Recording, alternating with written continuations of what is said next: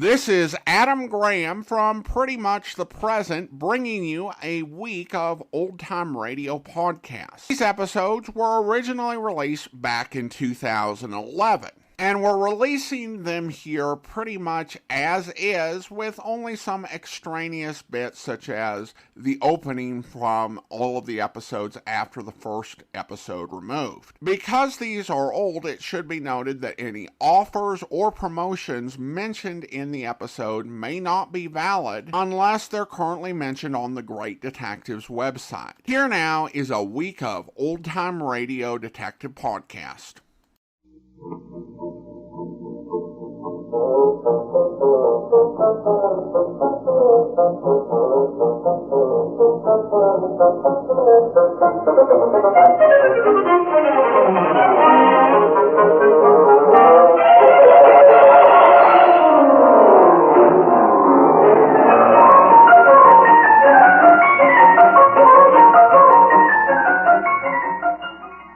Welcome to the Great Detectives of Old Time Radio. From Boise, Idaho, this is your host, Adam Graham. If you've got a comment, send it to me. Box 13 at greatdetectives.net. Be sure to cast your vote for the show on Podcast Alley, podcastalley.greatdetectives.net. And become one of our friends on Facebook, facebook.com/radiodetectives. Well, I do want to say I am very glad to be here recording this with you, because the day before the podcast was recorded, we had a bit of an accident out on the road in Meridian. Thankfully, my wife and I walked away fine. However, our car is not such a case. But anyway, it's good to be here and to be sharing these great detective shows with you. Well, before we do get into today's episode, and I'm going to introduce you to our next Pat Abbott, I do want to let you know about our new Great Detectives of Old Time Radio blog subscription for Kindle. Every week, or with few exceptions, I write a post. Usually it's about either a detective book or movie or television show, or something that, though it's not detective related, is from the golden era. We did an article a few weeks back on the Harold Perry Show. If you have a Kindle, you can now get these reviews streamed directly right to your Kindle. Just search the Kindle store for the Great Detectives of Old Time Radio and subscribe. You can try it out at no obligation for 2 weeks free. So check that out on the Kindle store. Well, now we are to our last Pat Abbott, Mandel Kramer, who came on for the final 5 episodes of the show. Mandel Kramer was a regular on radio, going back to probably the late 30s, but the earliest transcription we have of him is from 1940 on the Columbia Workshop. He was a regular on the radio crime/counter-espionage show Counterspy, and is most famous over radio as being the last voice of Johnny Dollar. On television, IMDb only records 3 entries in his record, but 2 of these were on Guiding Light and The Edge of Night. 2 very well-known and successful soap operas. And for The Edge of Night, he actually received a Primetime Emmy nomination for Best Supporting Actor. Still, the role as the last Johnny Dollar is the one that Kramer is most remembered for. Now we will get to hear him as the last Pat Abbott in The Green-Eyed Divorcee. After all, if you were married to a private detective, would you let him take a case involving a dangerously beautiful woman who wants a divorce?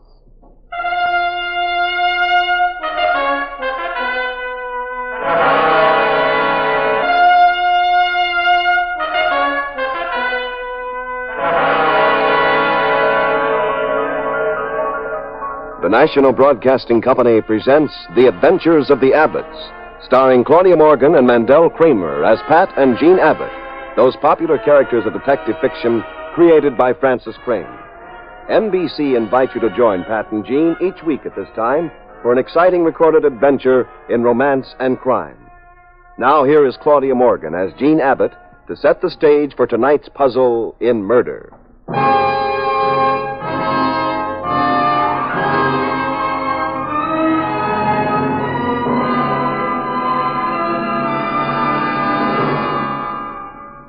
Along San Francisco's amazing, twisted, angular streets, many weird characters come marching into my husband, Pat Abbott's office. Some of them march, that is. Others kind of slide in as though they were hiding from something. The beefy gentleman who came to Pat's office this time was Walter Phillips. Phillips marched in, all right. Very cold, very sure of himself. Well, Mr. Abbott, you've been trailing my wife? Yes, Mr. Phillips. You found grounds for divorce? She's an exquisite woman, Mr. Phillips. Those green eyes. Murder. Suppose we dispense with irrelevancies. You took this case I took it reluctantly. You see, divorce cases are a bit messy for my taste, but the fee... Well, income taxes hit me hard. You're stalling, Abbott. Now, what's on your mind? I'm stalling because I don't relish these things. I've been half tempted to return your fee and skip the case. And what have you decided? Well, my wife wants a new fur coat for next fall, so she decided. Well, tell me what you know, then. Your wife's been seeing some man. Well, I could have told you that. Is that what you demand a big fee to tell me? Do you know who the man is? Well, who is he? You've heard of a gambler, Julian Stewart? You mean... Mm-hmm. That's it. You're not only lazy and insolent and reluctant to take the case, you're lying. I have all the details right here. The times, dates, addresses, nightclubs, theater tickets. You want to see the file? Yes. It is. The little romance has been going on for about 3 months. Well, I find it difficult to believe. Perhaps. Now, last week, your wife... My wife went to Los Angeles to see her mother last week. That's very touching. You want to know the facts? Take a look at this. Well, where did you get this picture? That was taken last Saturday at the Santa Anita racetrack. Well, it's Rita, all right. And the man with her? I've done you an injustice, Mr. Abbott. It is Julian Stewart. You satisfied now? Perfectly. Good. Now, if you'll sign a complaint, I'll arrange for an attorney to have her served within the next few hours. You're being a bit hasty, Mr. Abbott. I'm afraid I shall have to ask you to desist. I don't understand. You came to my office recently in a state of rage. You were incredibly upset. You hired me to get evidence. When I married Rita, I vowed to love and to cherish her till death do us part. I'm afraid you'll have a long wait, Mr. Phillips. Unless somebody hurries up her death. Yes. Unless that happens, Mr. Abbott. Mr. Phillips, if you've the remotest notion of revenge, of doing away with your wife, I would warn you now to dismiss it from your mind. Even if the notion is just that and no more, get rid of it. You're a well-known, very successful, intelligent man, full of self-confidence. You'd probably think you could get away with it. That kind of self-confidence will destroy you. Perhaps, Mr. Abbott, perhaps. Good day, sir. You'll hear from me. Good day, Mr. Phillips.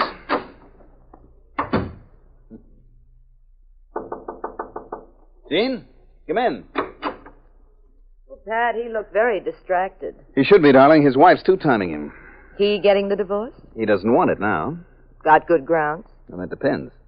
What's good grounds? Oh, many things. Like a wife whose husband's so busy being a private detective, he never romances her anymore. Well, come here. I'll fix that.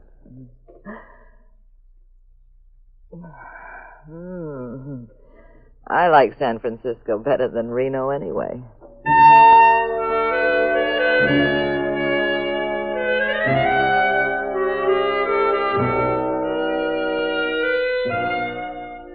At the Abbott's household, everything was very smooth. At the Phillips palatial mansion outside San Francisco, it was very rough. Walter Phillips had gone from Pat's office directly to his wife's luxurious bedroom. Walter, darling, I didn't think you'd be home this early. Well, I felt I'd been neglecting you, sweetheart. Well, haven't I, Rita? No. It's awfully nice of you to take that attitude, Rita. But let's face it, I haven't given you 1/10 of the attention you deserve. However, from now on, things are going to be different. Are they? You won't have to visit your mother in Los Angeles for lack of something better to do. Oh, incidentally, how is your mother? I've neglected to ask. Oh, why, she's just fine, Walter. Well, that's nice. How did she like the races? The races? Santa Anita. I wasn't there. Funny. I ran into one of my friends today, and he was positive he saw you at the track. Oh, well, one day Mother was busy, so I did go to Santa Anita. You never mentioned it to me. I didn't think you'd care. Rita, everything you do interests me. Incidentally, when do you hear from Julian Stewart? Julian? Mm-hmm. I haven't seen him in weeks. Really, darling? Yes, the last time I saw him was 3 or 4 weeks ago. You remember we were all at the 84 Club? You haven't seen him since. No. You're lying, sweetheart. Now listen, Walter. If there's one thing I detest, it's a liar. Oh, I'm sorry. I hope I didn't hurt you. My nerves. I'm rather tense and anxious these days. Get out of this room, Walter. But I said I was sorry. I must have lost my head. As you know, Rita, if you're not careful, you may lose yours, darling.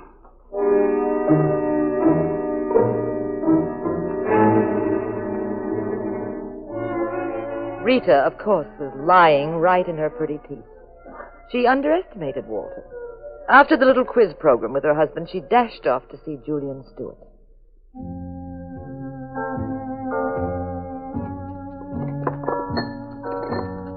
It was an out-of-the-way place, and Julian Stewart had purposely selected a dark corner. What happened, Rita? Julian, it's awful. Oh, don't spoil those gorgeous eyes with tears, Rita. I said what happened. What happened, Rita? My arm, you're hitting me. It isn't the first time you were hurt today, is it? I don't know what you're talking about. Why are you wearing that veil over your face? No, don't, Julian. Ah, quite a shiner. Who did it? Answer me. Walter. Why? He knows about us. Who told him? I don't know. Julian, I'm going to get a divorce. Don't be ridiculous. But you said... I said a lot of things. The fact remains your husband's a very rich man. If you divorce him, where do you think you'd wind up?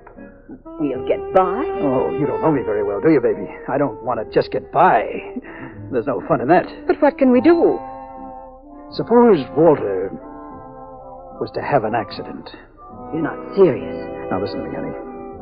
You don't have to starve the rest of your life.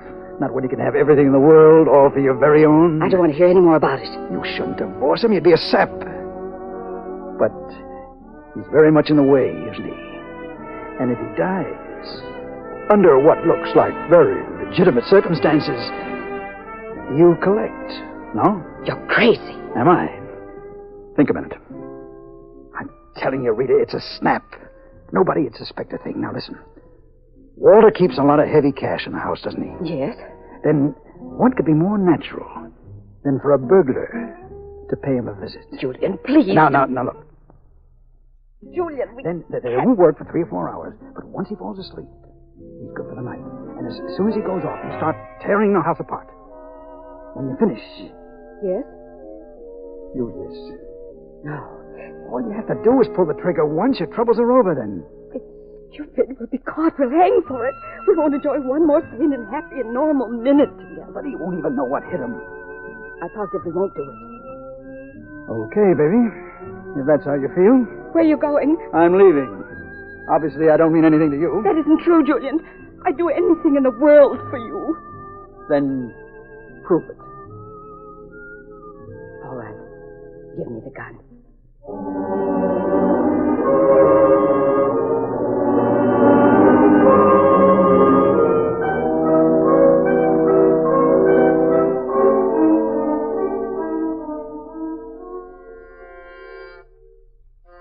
Yes? Hi, Rita. Carl. In person. Well, haven't you got a kiss for your ever-loving brother? Carl, what are you doing here? I thought I'd run over from San Diego and pay you a visit. Why didn't you let me know? I wanted to surprise you. But tonight of all nights, But what's wrong with tonight? You can put me up for the evening, can't you? No. You'll have to go to a hotel. In this 20-room mansion? I don't get it. Oh. You and Walter having trouble again? Don't talk like an idiot. Well, why are you so nervous? Oh, because you pop in here like this was a boarding house or a motel. How do you know I didn't make other plans for the night? Okay, I'm sorry. Now, calm down. It isn't that important. I'm upset, Carl. Have you got a cigarette? No, I'm just fresh out. Oh, there's a pack in my bag. This one? Never mind, I'll get it. All right, I've already got it. These gals carry messes. Give me that bag. Wait a... What were you going to do with I said this? give me that bag. Whose gun is this? None of your business. Well, I think it is. What were you doing with this gun? I told you it's none of your business. All right, but you can't stop me from guessing. Now, let me tell you one thing, my fine, high-class, reputable sister. You're a very beautiful woman. Irresistible to most men, I guess, and very clever. But you'll never get away with murder, Rita. Practically nobody ever does. You're smart, so just keep remembering. The odds are all stacked against you.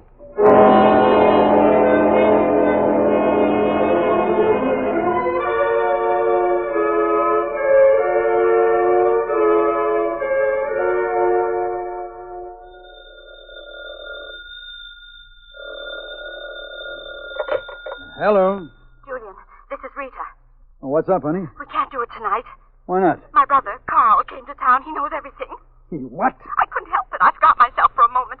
He found the gun, Julian. So what? I've got another. Now, look, Rita. You made up your mind. It's tonight or never. But with Carl in the house, it isn't safe. Oh, forget it. Go to sleep. When you wake up, it'll be all over. What are you going to do? Never mind what I'm going to do. Forget it. Don't worry about it. What you don't know will never hurt you. Just leave it to Julian.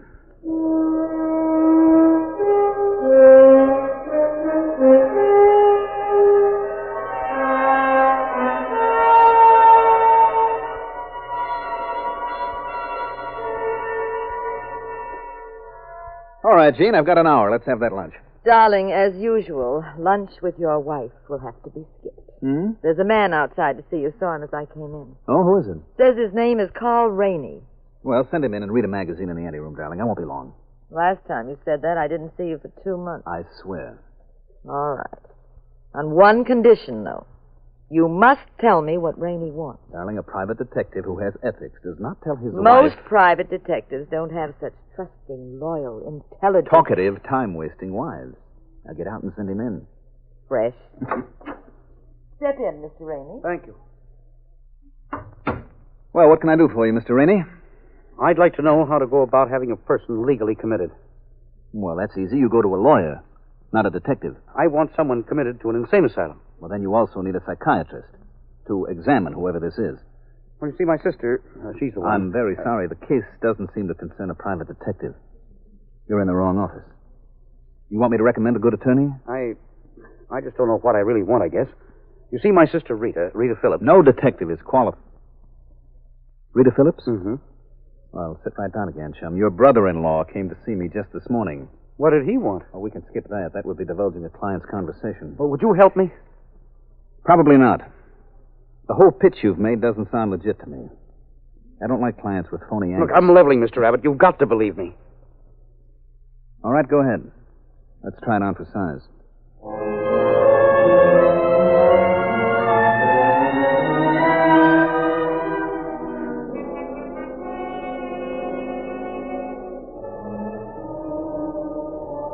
I missed lunch with Pat, of course. He went breezing out with Carl Rainey, and I dined alone. Pat was obviously getting deeper into a case he had little relish for. Maybe dangerously deep.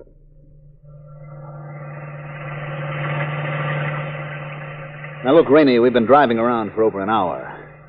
Where are we going? I'm taking you to my sister's house. You told me that, but where does she live? Mexico City? Oh, now listen, Abbott. No, you try doing a little listening, just for a change. You know, this ride hasn't been a total loss. I've been doing a little thinking. Have you? Mm-hmm. Your sister is playing around with a man named Julian Stewart. That's a lie. Now, you know better. So you must have come to my office for only one reason. You want to establish the fact that she's not responsible in case anything should happen. What are you talking about? Well, let's assume, just for the sake of argument, that your sister commits a murder. I guess I hit the jackpot, hmm? What are you stopping here for? I want to hear every word of this. Go on, Abbott. You were saying? I was saying merely that if your sister Rita murdered someone, it would be awfully helpful if you could prove that you had consulted a responsible person before having her committed to an insane asylum. A jury, in that case, might never find her guilty of murder in the first degree. Hmm? There'd be considerable question about her sanity. That casts extreme doubt on convicting her. She did not know, as they say in legal psychiatry, the nature and quality of her act.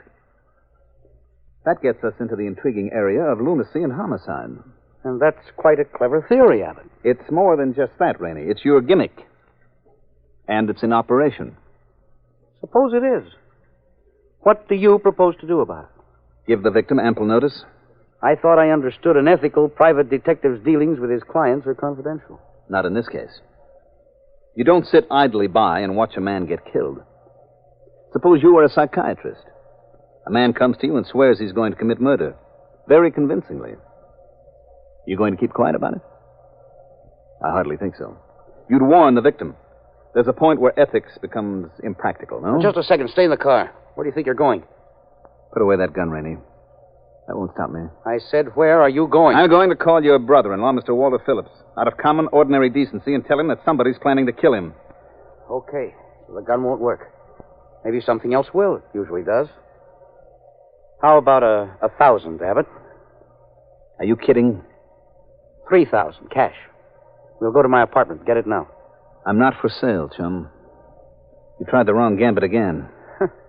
You're a tough customer. I'm afraid nothing will help me except maybe...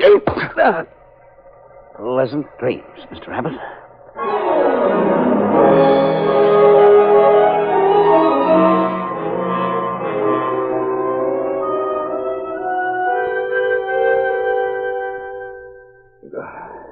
All right, Pat. Take a swig of this. No. That's enough. Oh, go on, darling. It won't hurt you. Where am I, Jean? On a cot, dear. In the police station. Police? How'd I get here? Prowl car picked you up in the park around 2 this morning. Oh, my head. Yes, your head's right. The doctor worked quite a while on that noggin of yours. What happened, Pat? Rainey threw me a curve. Carl Rainey? Mm-hmm. Darling, remember when he came to my office and we had to skip eating together? He a client? You make a deal with it? Well, sort of. Well, you better get a new lead on this case. Why? He stayed at his sister's house last night. A burglar walked in and... Yes? What'd the burglar do? He blew Carl Rainey's brains out.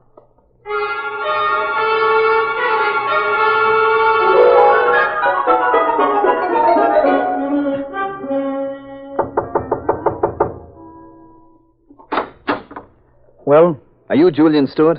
who wants to know? I do. Who are you? I'm a private detective. The name's Pat Abbott. I don't remember inviting you over. I have an irritating habit of showing up without an invitation. Never mind the gags, Abbott. Please, you'll have to be gentle with me. My head hurts.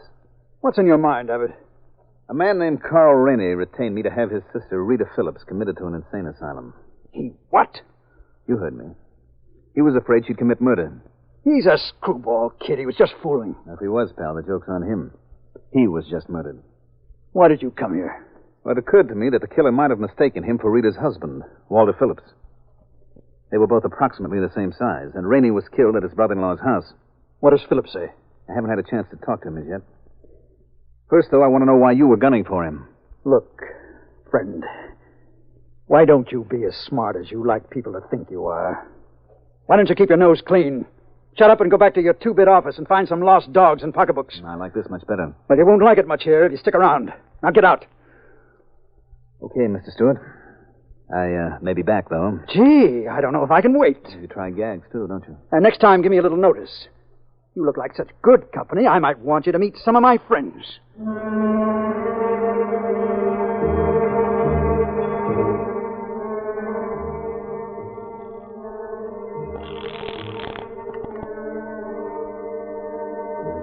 Hello? Rita, this is Julian. What do you want? Was Pat Abbott over to see you? No. He probably will be. And we gotta get together before it happens. Why? Don't be stupid, so we can cook up a story. I don't want to see you, Julian. Oh, that's funny. You never felt that way before? I do now. You murdered my brother. Shut up! You killed Carl. Now listen, I'll be over to see you in 20 minutes. And if you know what's good for you, you'll be waiting.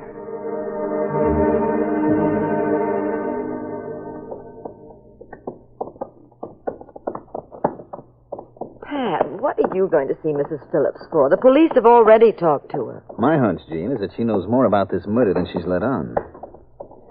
Rainey's death was probably an accident. The intended victim was Walter Phillips. You think this is another Snyder Gray case? Your guess is as good as mine. Are the police protecting Phillips? He's on his way to Chicago to attend a director's meeting. Took the train at 4:30. Well, how do you know? Got it from his secretary. And if that's not enough, I also talked to the red cap who put him on the train. Is this the house? Mm-hmm. Careful now. Do you think she'll talk to you alone? She'd better. She will. You're the persuasive type. When my wife's with me, I'm persuasive. That's why she's with you. There are all kinds of persuasion a man can use in a woman, and some of them I don't like. Oh, darling, maybe we're wasting time. Doesn't seem to be anybody home. Okay, then. I'll have to open the door. With what? I got keys. How? Oh, I got ways, too. Locksmiths in the neighborhood. Servants. There we go. Pat, this is housebreaking. Oh, I'm on police business, my dear girl. Trying to solve one murder and stop another one. Man's life is at stake. Here we are. This one does it. Oh. Lovely home. Pat, look. Where? End of the foyer. Is that Rita Phillips on the floor? Yes, it is. Oh, what's wrong with her? It's the late Rita Phillips, Jane. She's dead.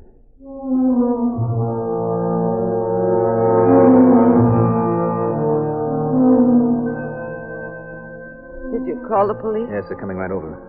I want a closer look at Rita.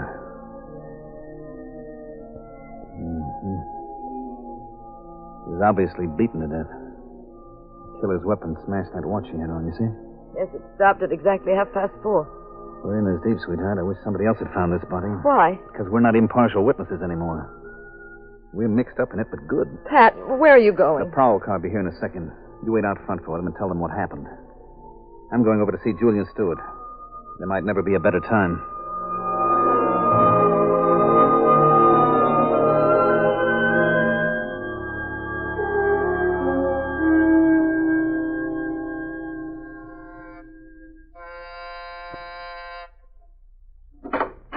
Yes? Hello, Mr. Stewart. I said I might be back.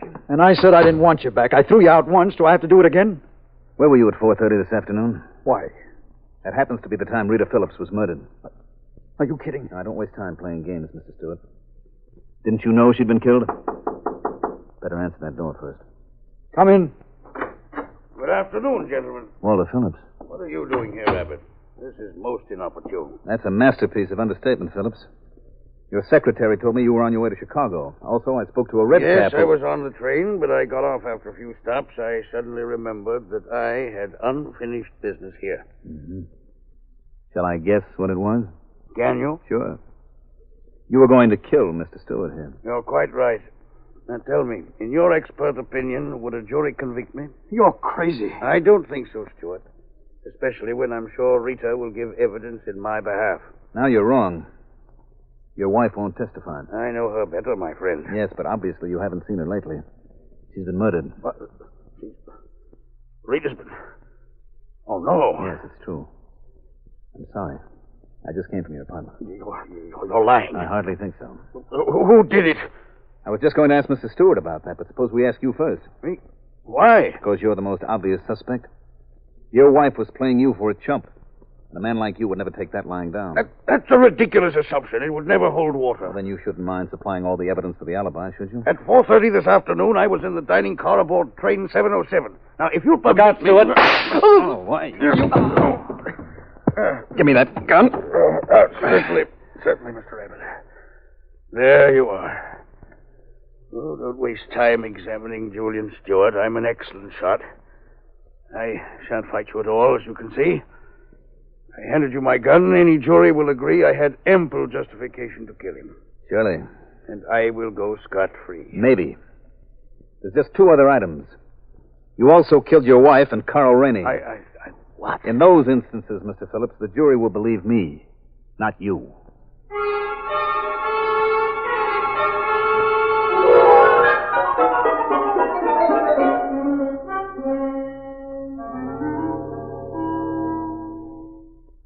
Okay, Pat, start bragging. I never brag, darling.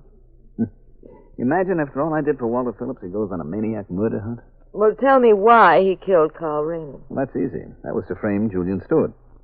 You see, Rainey and Phillips were about the same size. When Rainey was murdered, it looked like an attempt by Stewart that had boomeranged. Only the police couldn't make it stick. So, being a man with purpose, Phillips then went on to murder number two. His wife? Mm-hmm. His wife. The lovely, green-eyed would-be divorcee. Oh, she was really... Yes, darling. Well, never mind what she was.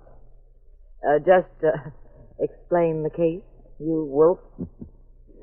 Well, you see, the police couldn't help but believe then that Stewart had killed Carl Rainey by accident. And then done away with Rita to shut her mouth. Yes, Pat, but well, what put you on the right track? Well, Phillips pretended the murder of his wife was news to him. Yet, without ever being told when she died, he was ready with his alibi for the exact time. I see, but didn't she die at 4:30? No? No, of course not. Phillips killed her around 2. Then he set the hands of her watch ahead. Oh, darling, nice going. You understand it all now? Yes, I understand everything but one part of it. Oh, and that was? Those green eyes of hers. Pat, did they really flip you more than mine? Well, Or is your wife just a worn piece of merchandise lying on a shelf somewhere? Oh, that reminds me. Reminds you of what? Yeah. Closer, much closer. That's better. Oh, tired stock, that's what I am. Property you take for granted. Pat, why are you looking at the calendar? The date. Speaking of property, it's time to take inventory.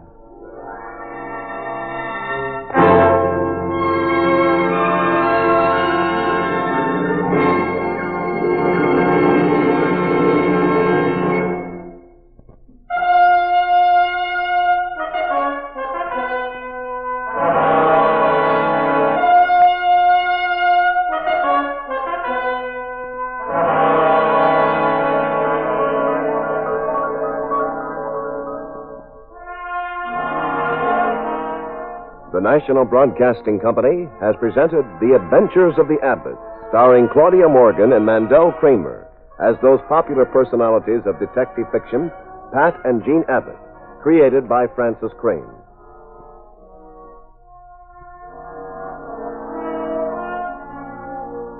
The cast included Louis Van Ruten, Nancy Sheridan, and Chester Stratton. The Adventures of the Abbotts was written by Howard Merrill. Original music composed and conducted by Dewey Bergman. Produced by Ted Lloyd and Bernard L. Schubert. Directed and recorded by Harry Frazee. This is Wayne Howell speaking. Next week, same time, same station. Another exciting adventure in crime with Pat and Jean in The Adventures of the Abbotts.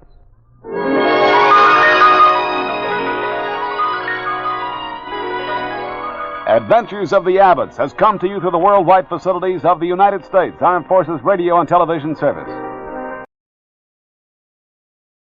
Welcome back. That was a kind of clumsy way the killer gave himself away. Not waiting to find out what the time of the crime was. An amateur mistake easily caught by our professional detective. The biggest item of suspense in this one might not have been who committed the crime, but before the crime, the question may have been who was going to kill who. We just had a lot of motives at work here.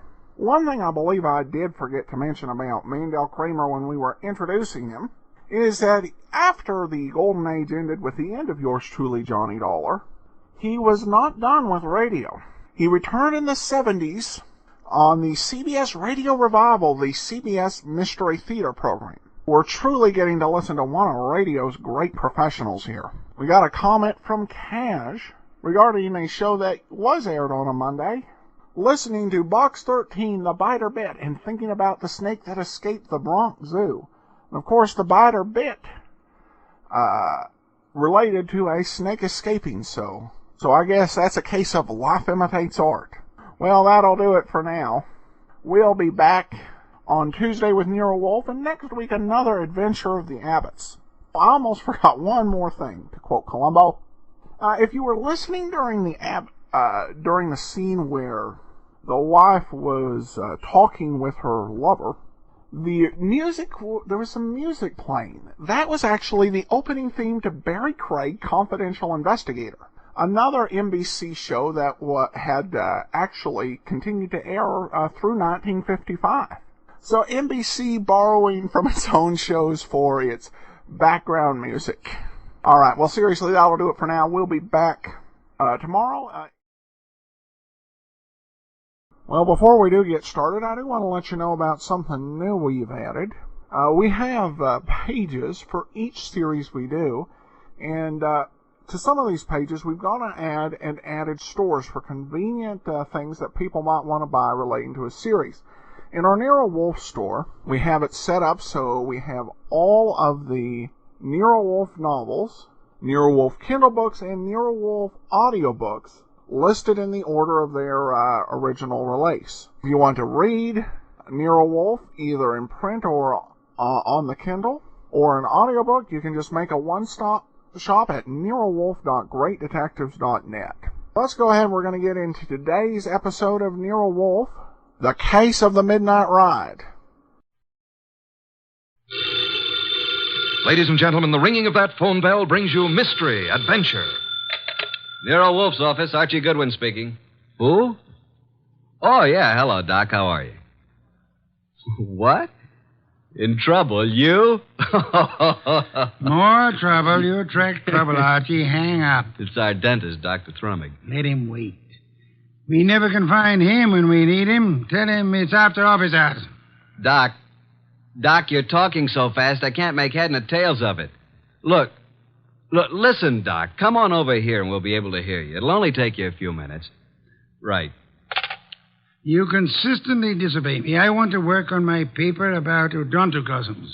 Doc Thrumming has a friend who's in some trouble, and he needs our advice. Besides, we owe Doc a fair-sized little bill, remember? Money again, Archie. Money is the curse of our times. Yeah, man. Bring on all the curses that is available.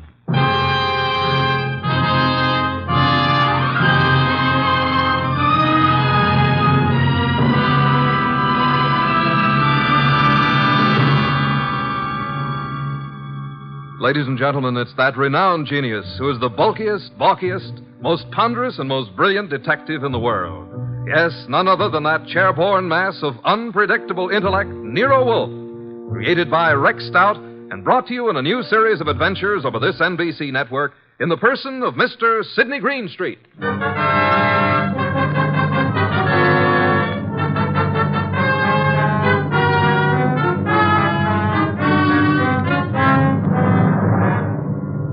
This story is one we referred to as the case of the Midnight Ride. Oh, yeah, there was a ride, all right. But it would never have happened if we hadn't received another phone call a few minutes after our Dr. Thrumming phone. It was late in the evening, and Nero Wolfe was studying his paper on orchids while I was absorbed in playing some phonograph records. Archie, not so loud. I can't possibly think when you play that infernal thing at such volume. What was that you said, boss? I said I can't understand why you can't get music from a phonograph without vibrating the top of the instrument. That's right. I can't understand why the neighbors haven't called the police. Do you hear that? Archie! All right, I'll answer. You're fired. Naturally. Hello? Hello. Is this Archie Goodwin? I know, Mr. Wolfe's... What? Me? Archie. Yeah, who is this? I need help, Archie, please. Come at once. Please. Oh, please. You and Nero. Who is this? This is Gloria, but... No, don't. Gloria who? Ronaldo West. Hello? Well, did you hear that? Another female bar. What happened? Boss, who do you know named Gloria? Gloria? I know nothing about anyone named Gloria. She said her name was Gloria something. I couldn't quite get the last name. But she did say Ronaldo Road. Well, it's quite possible that she resides on Ronaldo Road. First, she asked if this was Archie Goodwin speaking, and before I had a chance to say anything, she asked me to come to her at once. She needed help. And for you to bring me along. For me to bring Nero along. You don't even know what you're talking about. Well, she said she was Gloria Bar or Mar or something like that, and then she said Ronaldo Road West, and then the scream, and that's all there was. The usual pattern of your experience with women. Sounded like a hand was slapped over her mouth, or she was grabbed by the throat. Bring Nero with you. I am taking no more assignments this week. Ronaldo Road West, where is it? I don't believe there is a Ronaldo Road West. If I remember correctly, Ronaldo Road runs north and south and is approximately 12 miles long. But she said west. What she probably tried to say when she was interrupted was Ronaldo Road West Chester. Westchester, of course. Asked Inspector Kramer to try to check on that phone call. I'll ask him to try. By the way, do you expect to find this Gloria alive, Archie? I certainly hope so. And are you aware that if someone strangled her, then they must have heard her speak your name? Yes, and yours, too. Shall I open it, boss? Why not? Let us face it, Archie, huh? It's me, Archie. Wait till I slide the night chain off, Dr. Thrumming. My nose. I forgot all about you, Doc. Where have you been? It's only been 3 or 4 minutes. I have never had such a disturbing night since I had my first patient.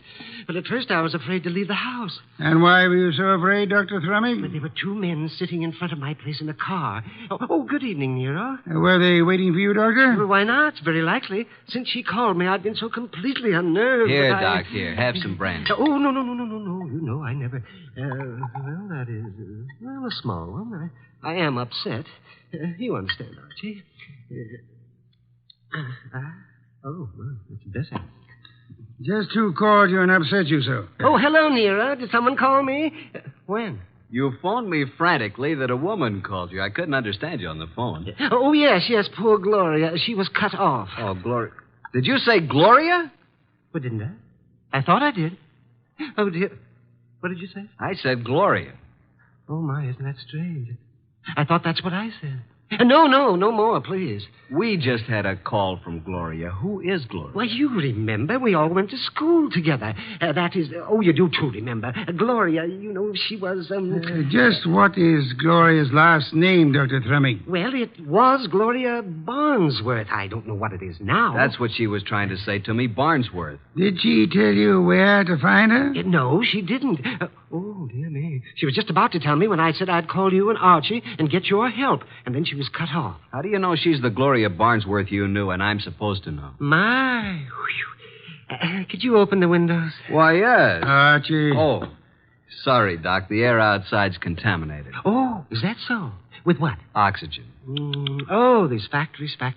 Oh, well, I found her picture in an old class photo. Here it is.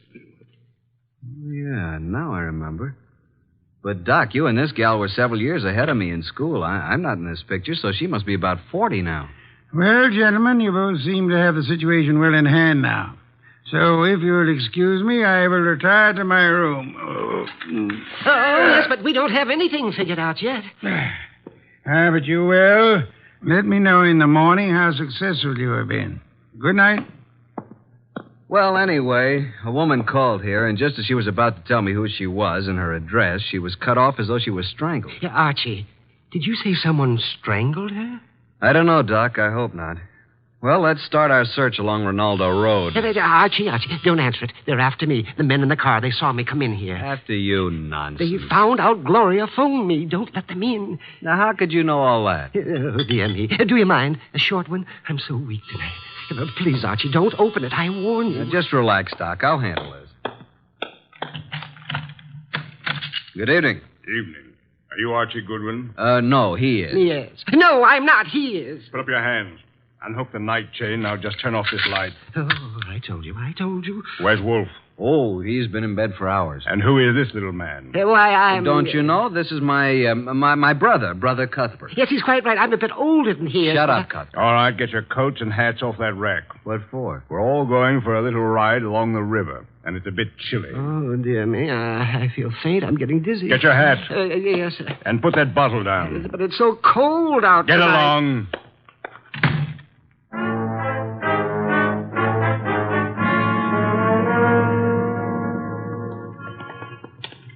Here's the car. Now, Mr. Goodwin, hand over that gun in your pocket. But I haven't got... Okay, there you are. Thank you. Now get in the car. You get in the front seat with the driver, Goodwin. Your brother can get back with me. Okay, you know where we're going, driver. Yeah, but what? Get going. But do you know who this guy is? I do. Why? Well, now, look, Well, this guy is Archie Goodwin. What if he is? Well, this won't work. I mean, I didn't know it was going to be Goodwin. He's with Nero Wolfe. What's your name, pal? I can't see you, but I seem to recognize your voice. Well, you see, it was like this. I was in a... Are you going to shut up and start driving? Okay, I'm going.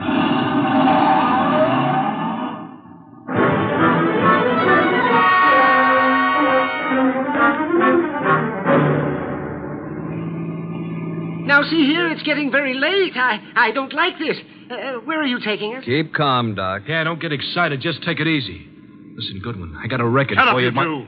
What's the idea back of all this, friend? Pull off the road here, driver. Yes, but we're way out in the country. Now, we'll all get out here. Now, wait a minute. I said get out. You too, driver. Oh, now, wait a second. What's the big idea? Now, all of you start walking over to that clump of trees. Go on. What's he going to do? What do you think? Okay, that's good. Just stand there. Now, get out your gun, driver. Oh, now, wait a minute. This isn't Get the out way your you gun, and don't turn around, driver. Now, let him have it. Go on, or I'll kill you. I don't go in for this kind of stuff. Besides, shoot and empty your gun into them. Go on. Now, just drop your gun on the ground. There. Now, I will take Goodwin's gun, and after I finish with it, I'll just toss it over beside his body. You what? Hey, now, wait a minute. You'll notice I have gloves on. Hey,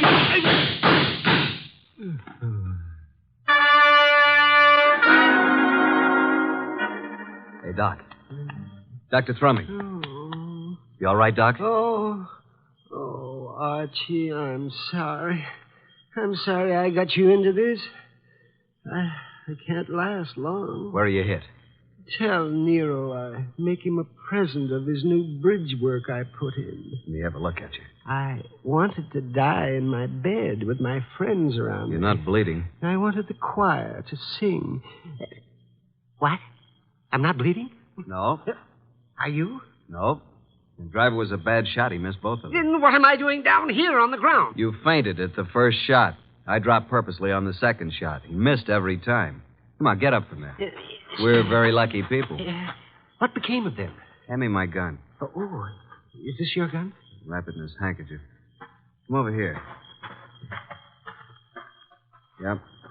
Here he is, the driver. And he's dead. This is dreadful, Archie. What do we do now? You got a lighter? Here's my pocket flash.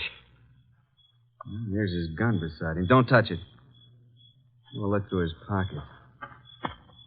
You knew what he meant when he said he had a record for me someplace. A picture of a girl. Says, to Mike from Violet. Mike. The fellow's face is certainly familiar, but I can't... Hey, wait a minute. Mike Jordan, that's it. Mike Jordan? Yeah, Wolfe cleared him on a frame-up 3 years ago, and this girl Violet is an entertainer in a nightclub downtown. Violet, yes, but what does all this have to do with Gloria? Strange, there's no other identification on him. Maybe the other guy took it off of him.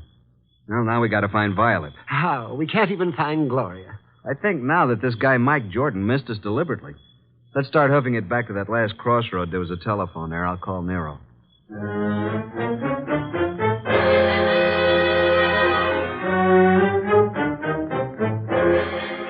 So that's the story so far, Mr. Wolfe. Sorry to wake you up, but we wanted you to know. Yes, we did. Oh, such a night. What was your reason for telling the man that Dr. Thrumming was your brother? Well, I didn't want him to know that it was Doc because Gloria had called Doc, and he must have known about it. And the driver turned out to be Mike Jordan. And what did Mike say to you in the car? Well, he didn't finish, but he said, I got a record for you, Goodwin. And then the man shot him up. And when you located Violet at her place, she was cataloging recordings, Bring her in here now, Archie. Sit down, Dr. Thrumming. Yes, I am a bit worried. Come in, Violet. Violet, this is... Hey, wait a minute. You're Nero Wolfe. Sit down, Miss Violet. Oh, what's the idea, Mr. Goodwin? Why'd you bring me here? Will you look at this photo? It says to Mike from Violet. Where'd you get this? I got it, Violet. What we want to know is, where's Mike now? What's he doing? Can you tell us where he lives? What's Mike done now? Can you tell us his address? Maybe. Do you know who he has been working for? Yeah. A guy with a big car and a lot of dough. You seen this man?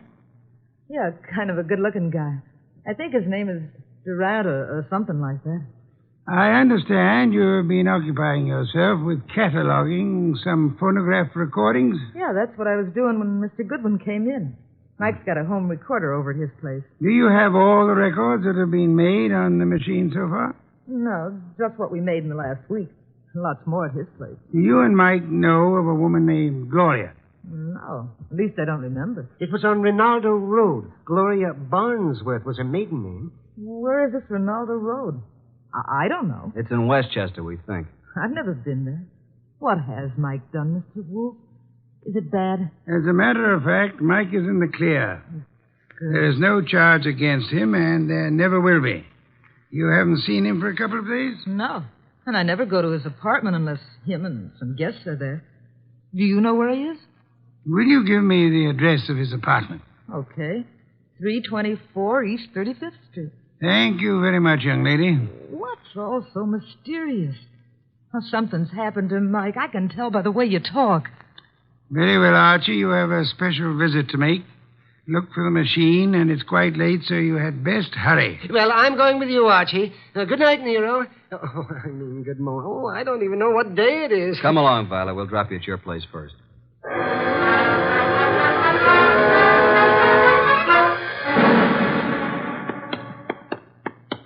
Well, there we are, Doc. Yes, has his name right on it. Mike Jordan. No, we're fairly certain that no one's in there. What do you know? It isn't locked. The lights are on. I know. Listen. It's a light humming noise. But where is it coming from? Over in that corner, those wall cabinets. There it is. A radio. And a phonograph combination. This and a recording machine. And the recording arm's still down on the record. Just lift it off and put the playback needle on.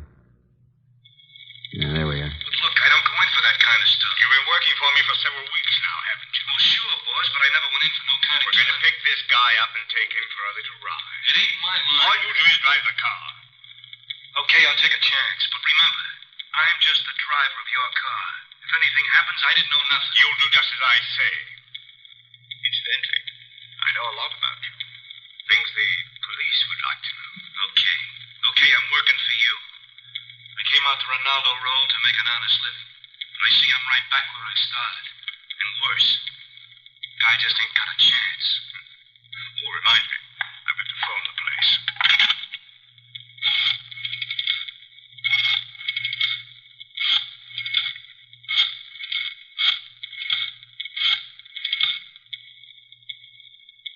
Hello? How is it? I see. Yes, tonight. Yes, tonight, just as planned. Oh, yes, he's all right. All right, don't worry. Goodbye. Have you got a gun? Sure, but I never used it. You won't need it. But I want you to bring it along just in case I do. Now, you've got nothing to worry about. I'll take care of everything. And nothing will be traced to either of us. You got your money? Let's go, Mike. It's getting late. Well, Doc? He did say Rinaldo Road. That's where our Gloria called from, so they're all tied in together. Come along, Doc. We're going back to Mr. Wolfe again, and we'll just take this record with us.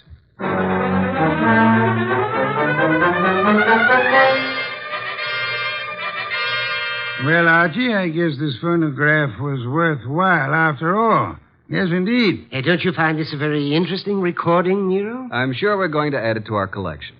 And these are the two men who took you on the right. That's right. But we're really no further along in our desire to help Gloria. That's right. We're on Rinaldo Road. Boss, if we can find the address, will you go with us down there or over there or wherever it is? I might.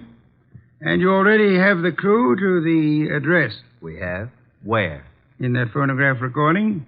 Play it again, Archie. Just the part where he uses the telephone. And slow the speed way down. Then take down the numbers I call off. Okay, boss.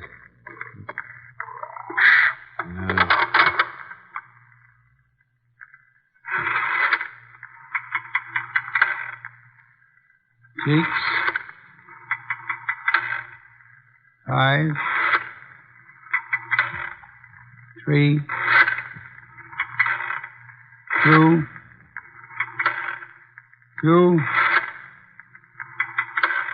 3. That's enough. By slowing down the record, we were able to count the clicks of each number he used on the dial. Now, there's the number the man called. We hope it is on Rinaldo Road. Have Inspector Kramer get the address of that number combination, and we are ready to make our assault. I'll call Kramer, and then I'll get the car out. It hadn't been out for weeks. Maybe it won't start. No such luck, Archie, I assure you. No such luck.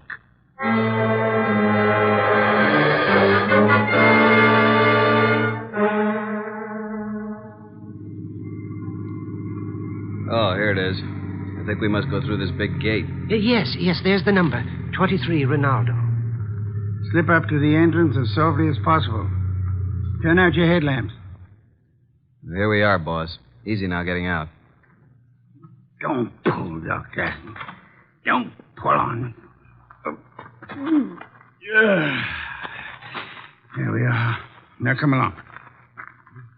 Yeah, spooky sort of place, isn't it? All big houses are like that. Must be 20 rooms. There's not a light in the place. Use the knocker, Archie.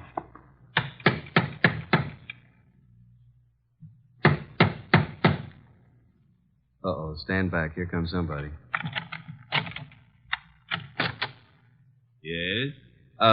Is Gloria in? What? Gloria? And who are you? We are here to see Gloria. Come. It's this hour of the night? Certainly not. Just a moment. She's an old friend of mine. Yes, and his too. He's Archie. My good man, what is your name? Jennings, sir. And the household is in bed at this hour. What is it, Jennings? Who's at the door? They're asking for you, Miss Gloria. For me? Well, come in, gentlemen. You may go, Jennings. Please. Very well, miss. Just as you say. Now, what did you want? Say, Doc, is this the Gloria? Well, I don't know. It doesn't seem... Are you Gloria? Yes. Well, why did you call us? Oh, then you're Archie Goodwin. Yes, and I'm Dr. Thrumming. But you I called you because I need your help. Desperately. Gloria, what is going on here at this hour? Oh, and who are these gentlemen? Well, you see, Uncle, Mr. Goodwin came... Came to see you? Why? Well, because I think you'd better go to your room, my dear. Don't you think that is best? Your room and rest? No, I don't want to. I won't. Go to your room. No, I won't. I can't. All those people walk in and out. They want to kill me. Jennings, take her to her room. Yes, sir. Come along, miss. No, I won't. Let me go. There are hundreds of people. They'll kill me. Come along. No, please. No. I'm so sorry. But there's nothing we can do with her. Now, Mr. Goodwin. Yeah? What is it you wish? The girl called you Uncle. Oh, pardon me. I'm Nero Wolfe. How do you do, Mr. Wolfe? Yes, she called me Uncle, but I'm not really a relative. I'm Dr. Gunther, retained by the family. As you can see, the girl is quite ill. Oh, well, we're old friends of Gloria's, and we'd like to see her. But you just saw her. We don't refer to this young lady. We have in mind the elderly Gloria. Now, come, Dr. Gunther. You know to whom we refer. What? You mean the girl's aunt? Well, it's very strange. If you are a friend of the aunt's, that you are not aware of her condition. Her condition? Yes. The aunt has been bedridden for nearly a year. Paralysis. And it seems to be most coincidental with your visit, but she passed away this afternoon. Died? Gloria? This afternoon? But how could that be? We'd like to see the remains, Dr. Gunther. Yes, we'd like to see the remains. Just where are they? They are here, Mr. Goodwin. And if you and your brother and Mr. Wolfe will step this way to the small parlor.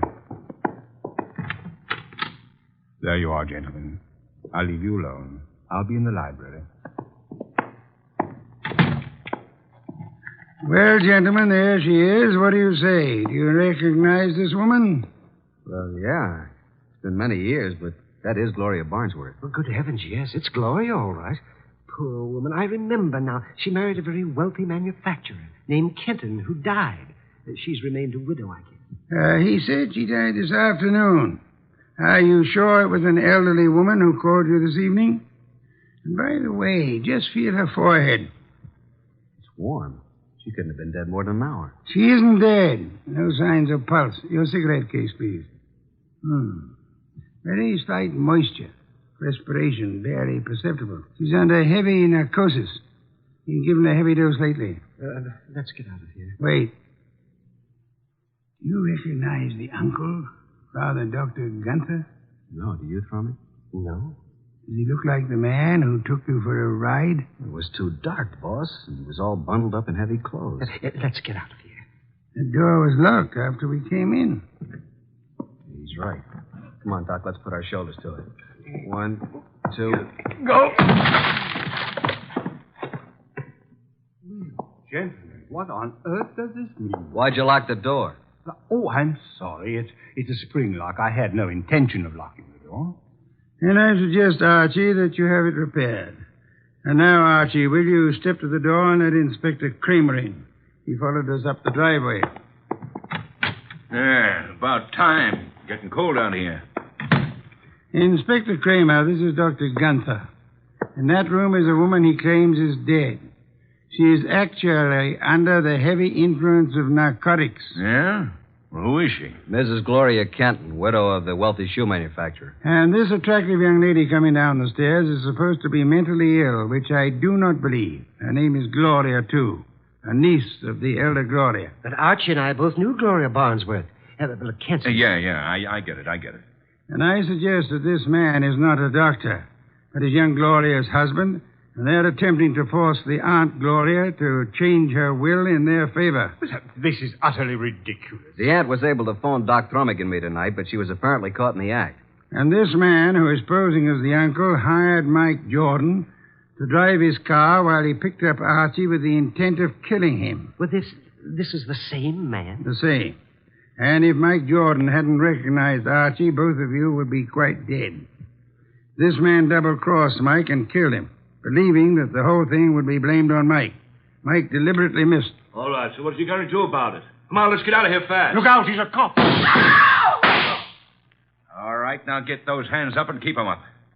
Come along, Archie. I have another appointment. The inspector can handle it from here on.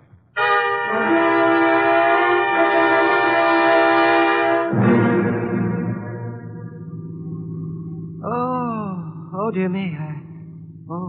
What happened? Am I all right? Yeah, you just fainted again when the shooting started. It's really quite fortunate that Mike Jordan recorded that conversation. Fortunate indeed. How did you know this uncle was the same guy who took us for a ride? First, by his speech pattern, he is undoubtedly a Canadian. But you must have missed the most important slip-up. What was that? When he escorted us to see the body, he said to you, Archie, if you and your brother and Mr. Wolfe will step this way... Now, how would he believe that Dr. Thrummig was your brother? No one mentioned it. Of course, the clue I planted and then missed myself. Quite right, Archie, quite right. What time is it? 8 a.m. I certainly appreciate your coming out for me on this deal. Oh, but I didn't do it just for you. There is an Orchid Lovers Convention this morning at 9 o'clock. What? And you mean... Yes. I'm sure you'll enjoy it tremendously. Both of you. Oh, brother. What's that? Nothing, Doc. Nothing at all.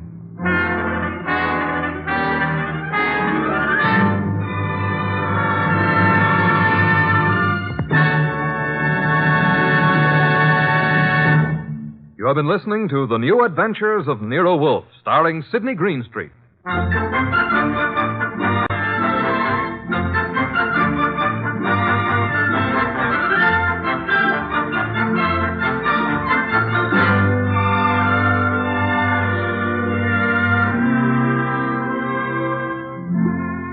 Tonight's transcribed story by John Edison was based on the characters created by Rex Stout. This is an Edwin Fadiman program produced and directed by J. Donald Wilson.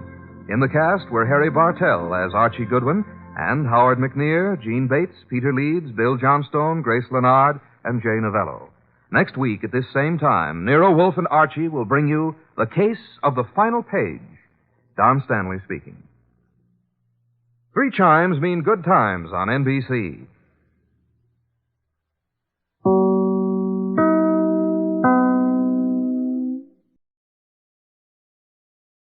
Welcome back.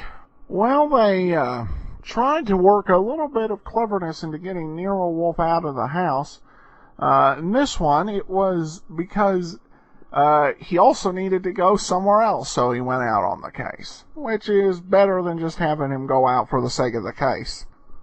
The mystery here, I thought the cleverest part was when Wolfe figured out what the phone number was. A trick that other detectives have done with touch-tone phones, because the tones can sound a little different depending on the phone, but much harder to do, I think. Well, we do now turn to listener feedback on Podcast Alley.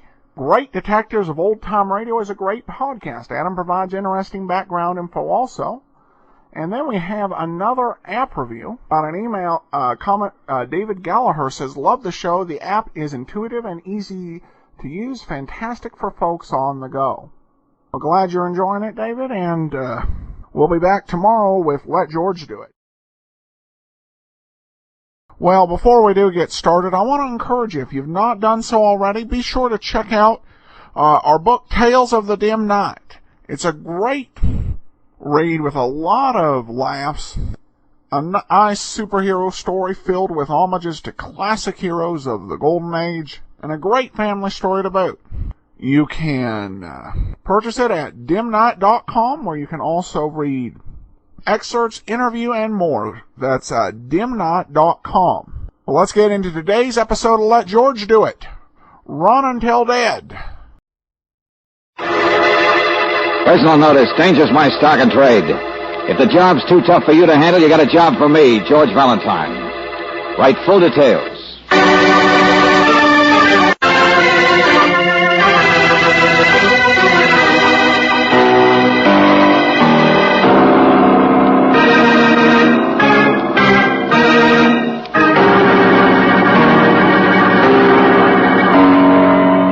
Standard of California, on behalf of independent Chevron gas stations and standard stations throughout the West, invites you to Let George Do It.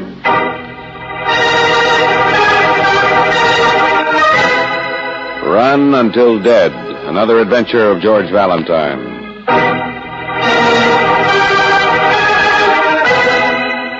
Dear Mr. Valentine, recently I've had reason to investigate and reassure myself of your integrity. I'm quite confident that you can handle a rather small task for me with the utmost secrecy. I say small, but it's a matter of great urgency to me. I only hope that it doesn't surprise you too much that I should be appealing for help. Sincerely, Dashiell Fenwick.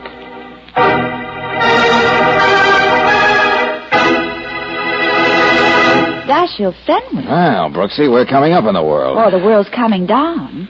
Why, that's old Iron Jaw Fenwick. Yeah, a name that makes the lords of the underworld really tremble in their custom-made shoes. I know. The little David that slew a dozen Goliaths because he's a private citizen with a crusade against crime. Angel, you can't possibly know what a surprise this really is. Why? What do you know that I don't know? Well, I was Lieutenant Barclay's guest at the grand jury hearing on the Suderman case. Yeah? I've already had my surprise, Mr. Fenwick, yesterday.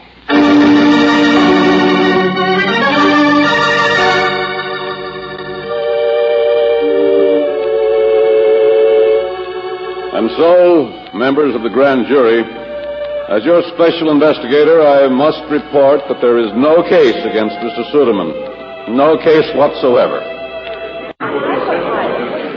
No case. Did you hear what that dice said? Yeah. I'm asleep, maybe I'm asleep and I'm dreaming it, or my ears are plugged. Oh, no. That's what he said, all right. But keep your head on, Lieutenant Barclay. It's only a state tax evasion case. Well, what else are you going to get a guy like Suderman on? You can't prove anything else? You're mixed up with everything in town, but you can't prove it, can you? I tell you, Valentine, if I didn't know better, I'd say old Iron Jaw had finally been reached. Fenwick? Hey, young Mr. D.A., you worked with Fenwick on this. How do you like it? I don't. Hello, Barclay. Hi. Well, maybe you can't reach an investigator, but you can reach a witness, eh? What are you talking about? Melina Atkins? Sure, that accountant wife of the past 4 months. Oh, yes. Well, we hoped it'd pan out better. Her stuff did kind of blow up in our faces, but that's the way it goes sometimes. Yeah. Well, you did a great job. Hadn't been for Fenwick, we could... Barclay, Fenwick did exactly what I would have done. Hey? He had to make that report. On the evidence we found, Eric Suderman was just not guilty, that's all. On the evidence? Yeah. After Fenwick's report, you can bet the grand jury will drop this like a hot potato. Now, what's the matter, gentlemen? Did you bet on the wrong team? Congratulations, Suderman. Well, I knew I wasn't guilty. I could have told you. Oh, listen, Suderman. Sorry I can't buy you a drink, but I have my own celebrating to do. Now, for heaven's sake, don't look so surprised. Toughest crime investigator in the state says I'm innocent. Well, I am, that's all. It's, oh, you know, what's that word? Oh, it's justice, that's all.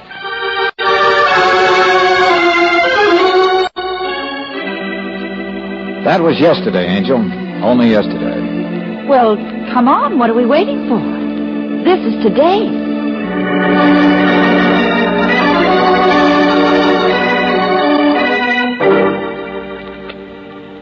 Mr. Valentine, that Suderman report was the most disappointing one I've ever had to make. Yeah, I can imagine. But, Mr. Fenwick, if the evidence didn't warrant anything else, what could you do? Yes, of course. Nothing, of course. Say, look, Mr. Fenwick, you seem to be beating yourself over the head with this Suderman business. Is that why you came to me? Oh, no, of course not. No, not at all. Uh-huh. No, it's something else. Something altogether different. Yeah? Yes. This morning, I tried to get in touch with an old friend of mine out of town, a man who's been ill for some time. Mr. Atkins. Atkins? Yes. The father of the recent prosecution witness, Melina Atkins. Go on. Well, I called Mr. Atkins this morning. An old dear friend, mind you. And he sent word by his housekeeper he wouldn't speak to me. Oh? Well, I suggested driving up. Thought perhaps his illness was worse. Quite frail, you know. But he just doesn't care to see me. Yeah? Well, that's all there is. I want you to find out what's wrong. Driving, you should make it up there by midnight. Huh? You can't reach an investigator, but sometimes you can reach a witness. What's that? Well, in the Suderman case, you staked everything on Melina Atkins' testimony. But at the last minute, her evidence blew up, didn't it? Well, it's not healthy to give evidence against Suderman, George. Yeah, that's what I mean, Angel. It's dangerous. And when a girl has a father to think about, too... Oh, she tried as hard as she could. Suppose she'd been forced to withhold something. Threatened, maybe. Or her father. Isn't there some way you could see the girl here in town? Ask her what's wrong with her father. Yes, I've seen Melina. She's upset and tired, naturally. Yeah, naturally. Yes. Anyway, she cares too much for me not to reveal any other reason for upset. What do you mean? I've said so much, I may as well complete the confession. It's my hope that Melina Atkins will shortly accept me as her husband. What? Yes. You mean you and... What's the matter, Miss Brooks? Do you think it impossible for a man of my years to be viewed with affection by No, excuse me. Well, I guess it's just my turn to be surprised, that's all. Congratulations. Well, excuse me, but you called it a confession. Yes, because I've kept it a secret. Because I was afraid of what might happen to Miss Atkins. Oh, I see. Yes. Oh, what difference does it make? Go find out what's the matter with Atkins. If it's just his bad teeth that makes Atkins so sour, well, then you get a cigar, Valentine. A whole carload of cigars.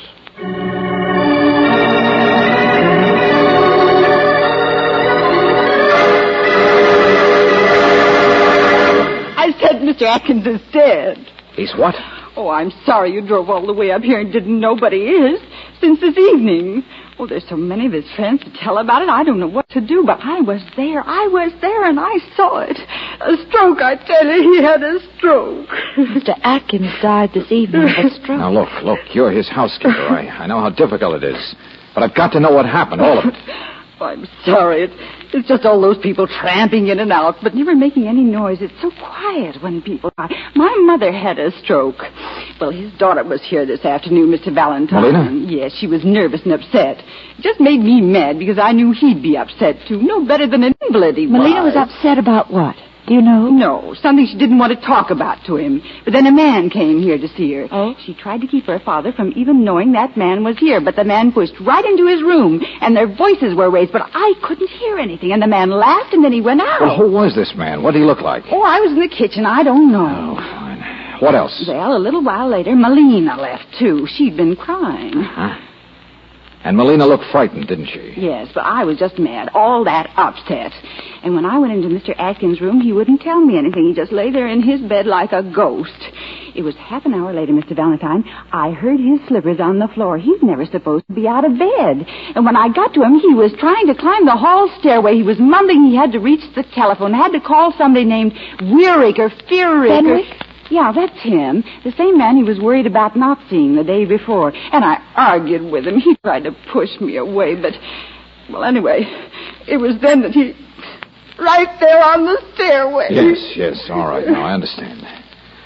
Well, Angel, I guess we can report to Mr. Fenwick now. But I don't think it's going to win me any cigars.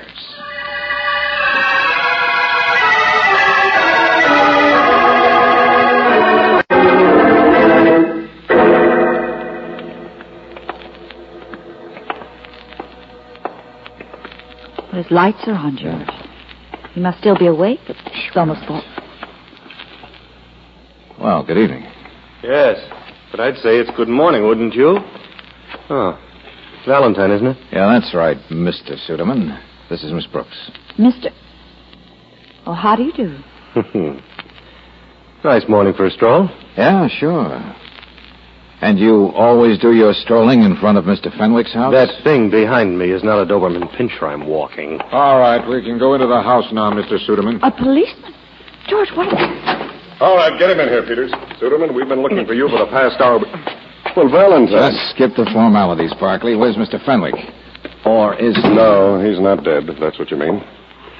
Fenwick's a little too tough to kill, isn't he, Suderman? I was awakened from a sound sleep. I have no idea what you're talking about, and furthermore, Lieutenant... Oh, sure. Alibi. Barkley, we've been out of town all night, so come on, let's have it. Oh, tell them, Peters. Go on, you tell them. Yeah, sure, Lieutenant. And listen carefully, Mr. Suderman. After the lecture, we always have a question period. I'm willing to be instructed. Well, I'm on the 7th Street beat, see, downtown. Checking doors and night lights. You know how it is. When I see this guy wrapped around a telephone pole. On foot, I mean. Well, I can see at a glance he's drunk, so I poke him to send him home. When, gosh, I see it's Mr. Fenwick. What? Oh, now, wait a second. I know, miss. Old Iron Jaw never took a drink in his life. But when I recover myself to get him in a taxi and down to the hospital, I find somebody's poured at least one drink down him to cover the stuff. Stuff? Dope, Mr. Valentine. Some kind of a drug. The doc says enough to kill off 5 men. But he's saved by the stomach pump, see? Thank you, Peters. Mr. Fenwick is resting quietly in his own bedroom. And pretty soon, maybe he can even talk. But now, in the meantime, Mr. Suderman... You've no right to question me. I can explain where I've been all evening. Is that so? All right, suppose you... But I don't need to say anything. I don't need to talk to you come until... here. Come here. What are you... Now, listen to me. Never mind that bird for a minute. What? I said, listen, will you? Fenwick hated Suderman. Well, that's why I've got him here. Suderman was cleared, remember? Oh, well, so he's got a grudge on the old man. And the old man maybe has the works on him now. At least Melina Atkins does. I figure she was being pressured through her father. But now that he's dead, she's free to talk. Atkins' father. Say something in English, will you? Sure, I'll say something in English. Let's get to Melina Atkins as fast as we can.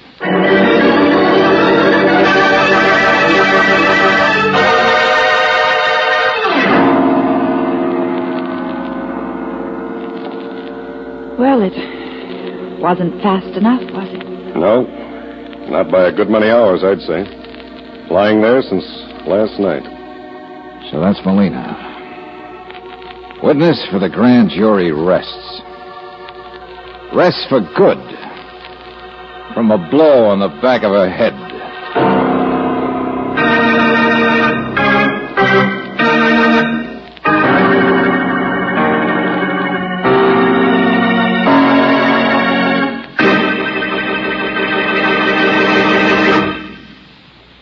We'll return to tonight's adventure of George Valentine in just a moment. The outside of your car has to go through all kinds of weather. Hot sun, fog, rain, and sometimes snow. But look what the inside of your car's engine is up against. Every time you turn off the ignition, internal engine parts are exposed to drops of acid-laden moisture, which results in rust, the cause of 80% of engine wear. But here's the sure way to stop this high-cost rust. Use RPM motor oil. It's a premium quality motor oil that's compounded to keep a rust-preventive film on internal parts at all times. Turn off the ignition, leave your car standing idle for days or weeks, and this moisture-proof film stays on internal parts, keeps costly rust from starting. No wonder RPM motor oil is first choice in the West. It's the oil that stops 80% of engine wear. Ask for RPM at independent Chevron gas stations and at standard stations where they say and mean, we take better care of your car.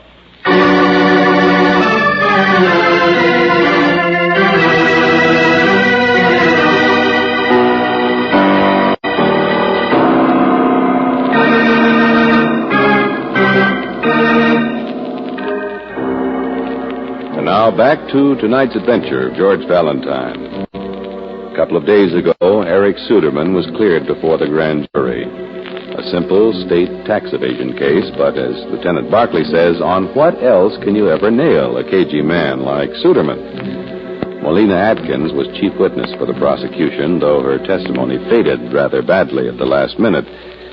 Well, Special Crime Investigator Dashiell Fenwick, old Iron Jaw, had an idea pressure might have been brought to bear on Molina, and you have an idea he was right. You see, old Iron Jaw himself was picked up downtown, drugged, and Molina Atkins is dead. Yeah, that was it, all right. Her head smacked the corner of the table there. But the broken lamp on the floor. No, the technical boys say it was the table.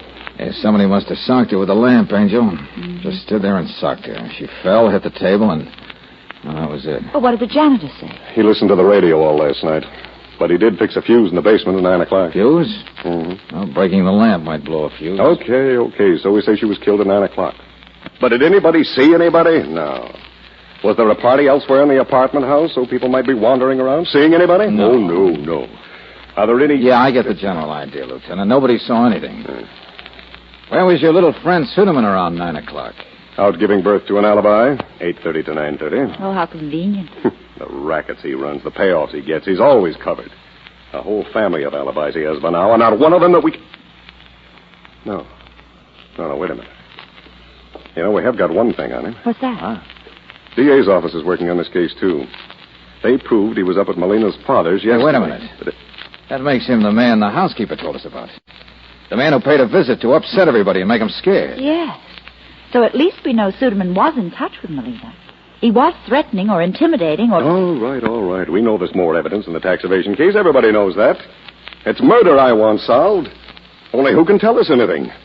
Old man Atkins decides to tell Fenwick something and dies of a stroke. Maybe Fenwick is found out by then, and he gets drugged.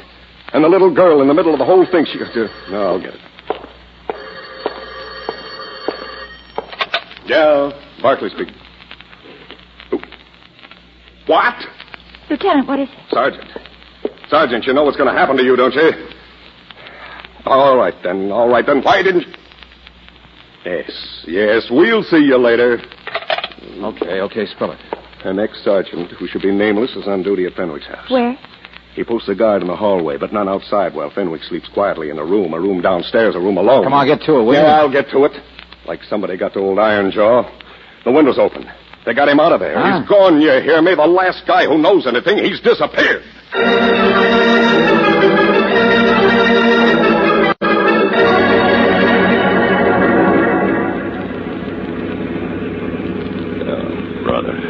Right out from under our noses. Even took Fenwick's own car to get him away without being noticed. Well, be of good cheer, Lieutenant. Maybe we'll find something in his room. Oh, sure, an arrow maybe, pointing at the villain. Yeah. A tough man with a conscience.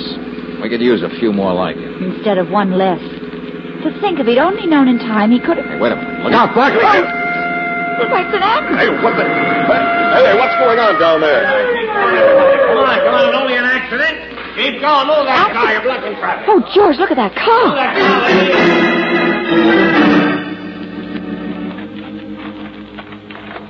It's Fenwick. All right, easy does it, boys. Lift him easy. He's still alive, George. Yeah, but I don't know how, Angel. His car must have rolled over a couple of times coming down All that right, bank. onto the stretcher. There we go. All right, I'll meet you, Doc. I'll meet you out there. Old Iron Jaw's indestructible, isn't he? Yeah.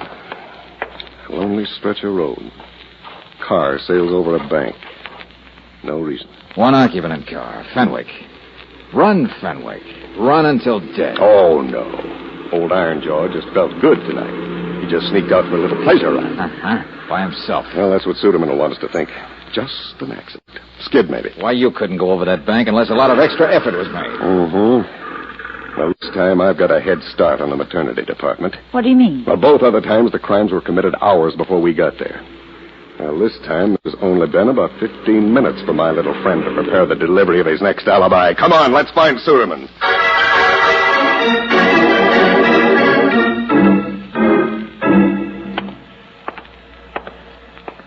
Let go of me, will you? I'm not touching you. The rule book says I can't. Only just keep walking up there to the door, Suderman. Oh. He's back at his house again, huh? Mm-hmm. I told you Fenwick's too tough to kill. The doctor didn't want to move him any further than this. That is, I suppose he's able to talk? Oh, no, you don't get an answer to that. Come on, get inside. Huh? What do you gentlemen want to ask me? We want to tell you that everybody else is being eliminated. I mean, everybody who could conceivably have a grudge against Fenwick or against Melina Atkins. Not to mention that there's nobody who could have a grudge against both of them, and the same night. Well? Well, point one. Fenwick cleared you of tax evasion because of insufficient evidence. But there was certain evidence not given. Check? Oh, I hardly expect me Okay, to... point two. Melina Atkins had that evidence, but was afraid to give it. Only it looks like last night old Ironjaw found out what it was all about, too. No comment. Mr. Suderman, if you can suggest any other conceivable reason for the girl being killed last night, and for not one attempt, but two attempts to be made on Fenwick's life... What did he say? What did he say? Oh, now you're getting it? No, I don't mean that, but although I do have a right to know... Wait a minute. Yeah? That's for me. I have an alibi, you know. They'll tell you. Never mind. I'll get the door. George, what is it? Mr. Fenwick is asleep and the doctor's leaving, but the noise is... Well, look who's here. Come in, young Mr. D.A. Hello, Barkley, everybody. Hello. Mr. Suderman, I guess your alibi can wait a little longer. Now that we've got a representative of the DA's office present, suppose you just listen to what he has... I am his latest alibi. You? The whole office is. I know. I'm sorry, but we all are. I hurried out to let you know. We dropped Suderman off at his hotel just a second or two before you got him, I guess. The DA's... Yeah. He was down there at our place at the same time Fenwick's car must have spilled over the hill. Suderman, why didn't you say so? Why, I was... You wanted to find out what we knew, didn't you? You've got a perfect alibi for once. Why have you been so nervous? Now, what does a man get for tax evasion? Is it 10 years? Because that part of it's true, isn't it? Hey, Angel, what did you say about Fenwick? Well, just that he's asleep. The doctor's out packing up his things now. Old Ironjaw's alone? Well, yes, but... Hey, listen. Upstairs. Keep him there, Barkley. Let me do this. George! Fenwick! Fenwick!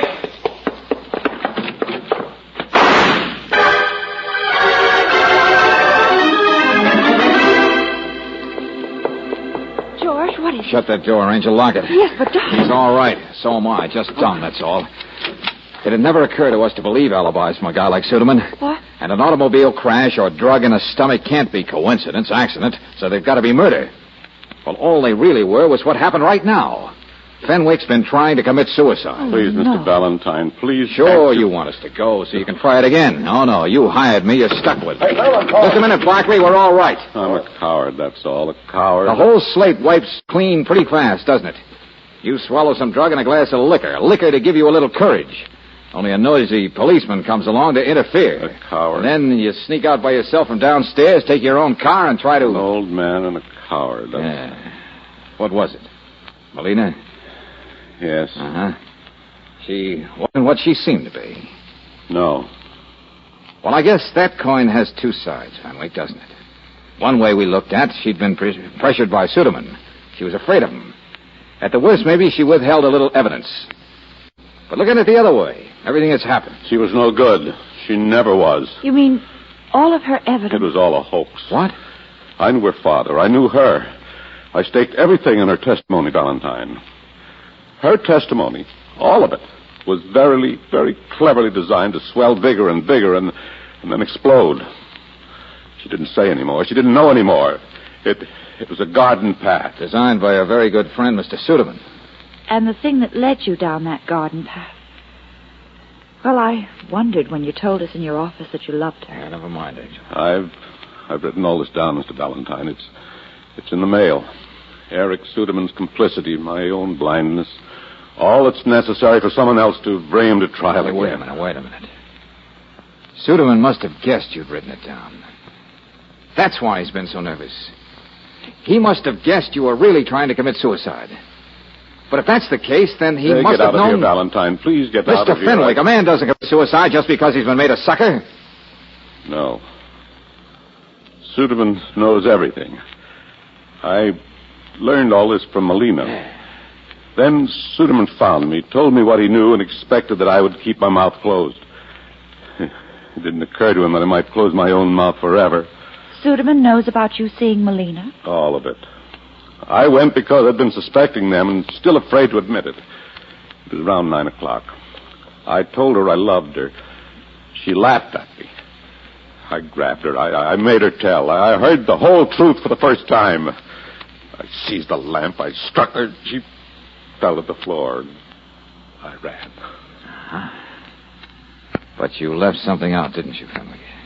It's in my confession. It's what Suderman knows when he found me in the bar at 10 o'clock. Yes, I killed Melina Atkins.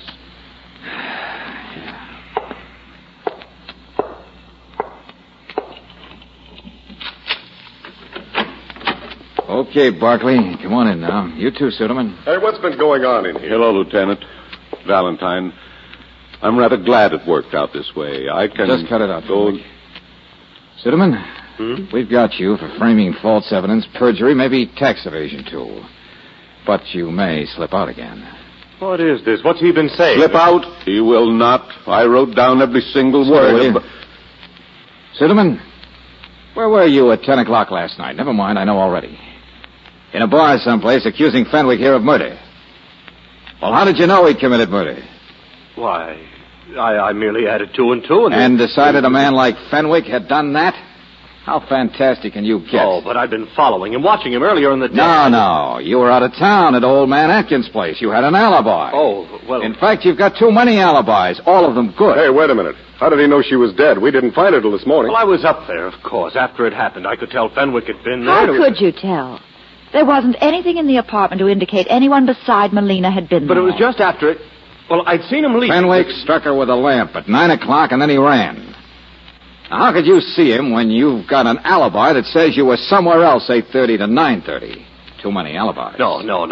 Well, people told me they'd seen him. Just a minute. Nobody saw anybody out there, not even the janitor. Wait a minute, Barkley. There is a way you could have been told, isn't there, Suderman? What? A way you could have got there after 9:30, then going out to find Fenwick by 10, and still in the meantime be told who it was struck Malinow with a lamp. One way you could have been told, just one. No, you go ahead, grab it.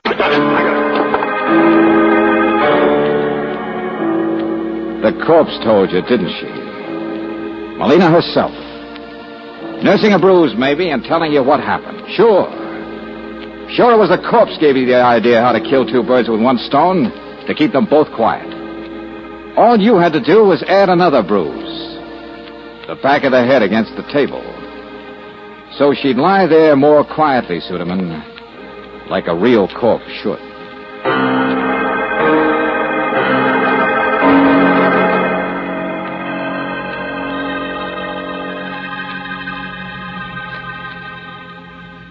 George, what do you suppose will happen to Mr. Fenwick?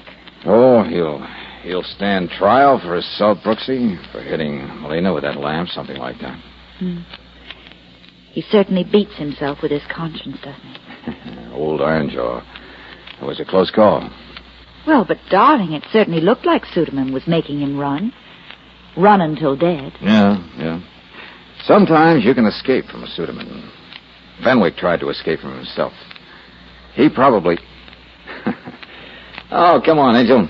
Let's go out for dinner before I turn philosopher.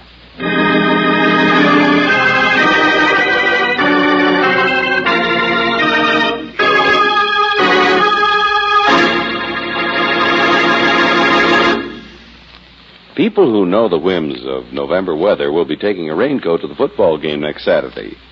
And don't think Chevron Supreme gasoline isn't prepared for the weather, too. It's prepared months ahead of time by Standard of California, where automotive engineers know how sensitive gasoline is to seasonal weather and altitude, too. That's why Chevron Supreme is climate-tailored, scientifically tailored to meet the weather demands in your driving area. Try a tank full of this premium quality gasoline tomorrow, and you'll notice right away how much better your car responds. Faster starts, faster getaway in traffic, and ping-free power to lift your car over steep hills. In fact, you can't buy a better gasoline for today's high-compression engines.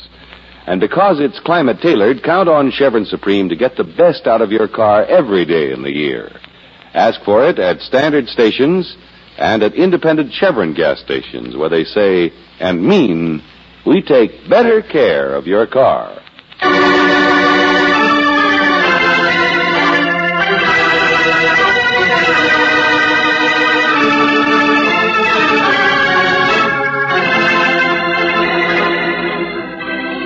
Tonight's adventure of George Valentine has been brought to you by Standard of California on behalf of independent Chevron gas stations and Standard stations throughout the West. Robert Bailey is starred as George with Francis Robertson as Brooksy. Let George Do It is written by David Victor and Jackson Gillis and directed by Don Clark. Also heard in the cast were Bill Boucher as Lieutenant Barclay, Will Wright as Fenwick, Byron Kane as the attorney, Larry Godkin as Suderman, and Frank Hale as the housekeeper. The music is composed and presented by Eddie Dunstetter. Your announcer, John Heaston. Listen again next week, same time, same station, to Let George Do It. This is the Mutual Don Lee Broadcasting System.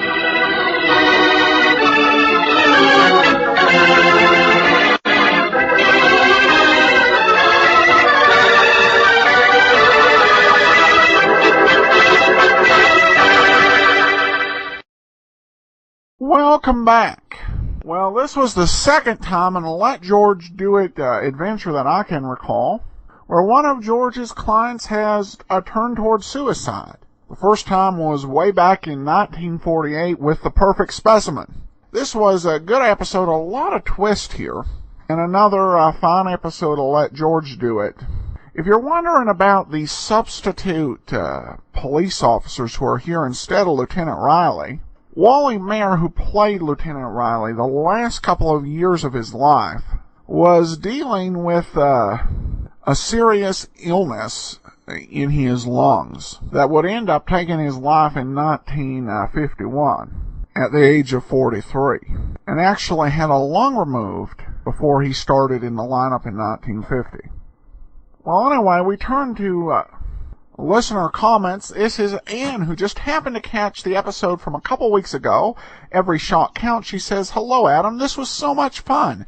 I'm a first-time listener. I often listen to these old-time mysteries on tape, so pleased to find you have them here on the Internet. Best wishes, Anne." Well, thanks so much, Anne, and I hope you continue to listen to the program. We'll be back next week, of course, with more Let George Do It. Tomorrow, it's Sherlock Holmes.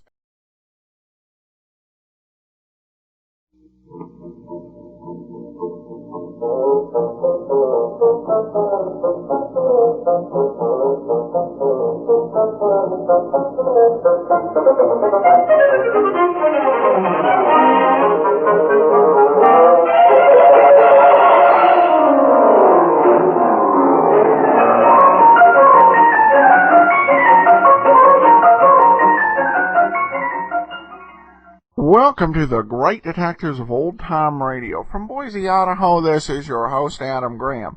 If you've got a comment, email it to me. box13@greatdetectives.net. Be sure to cast your vote for the show on Podcast Alley, podcastalley.greatdetectives.net.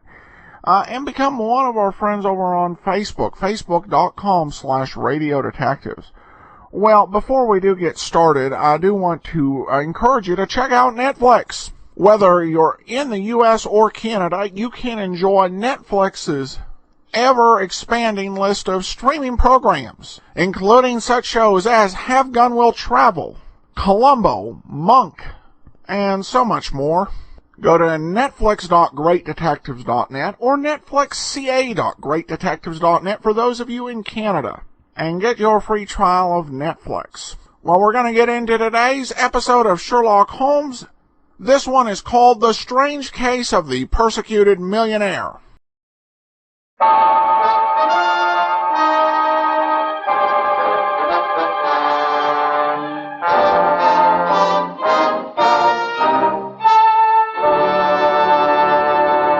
Kreml Hair Tonic and Kreml Shampoo present the new adventures of Sherlock Holmes, starring Nigel Bruce as Dr. Watson and Tom Conway as Sherlock Holmes.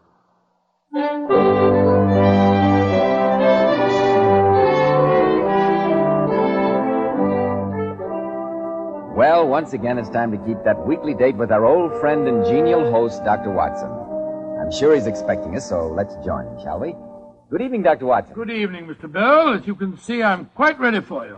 A crackling fire in the grate, some port in the decanter over there, and although I smoke a pipe myself, I think you'll find those cigars rather special. All the fixings for a session of storytelling, eh, Dr. Watson? Well, which particular Sherlock Holmes adventure have you selected for tonight? The story that I call The Strange Case of of the Persecuted Millionaire. Sounds promising. In some respects, my boy, I think it was one of the oddest adventures that we ever had. It was a case in which Sherlock Holmes narrowly prevented a shocking tragedy, and yet, at the conclusion of the affair, he appeared in a most unusual role. The role of a rather lean and elderly Cupid. This I've got to hear. But before you begin, Dr. Watson, do you mind if I, Have a word with our listeners? Of course not, Mr. Bell, of course not. Men, neat-looking, well-groomed hair does so much to give a man that air of success, to say nothing of adding to his good looks.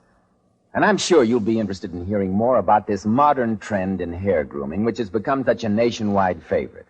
It's called Kramer Hair Tonic. This highly specialized hair tonic contains a combination of hair grooming ingredients which is found in no other hair tonic.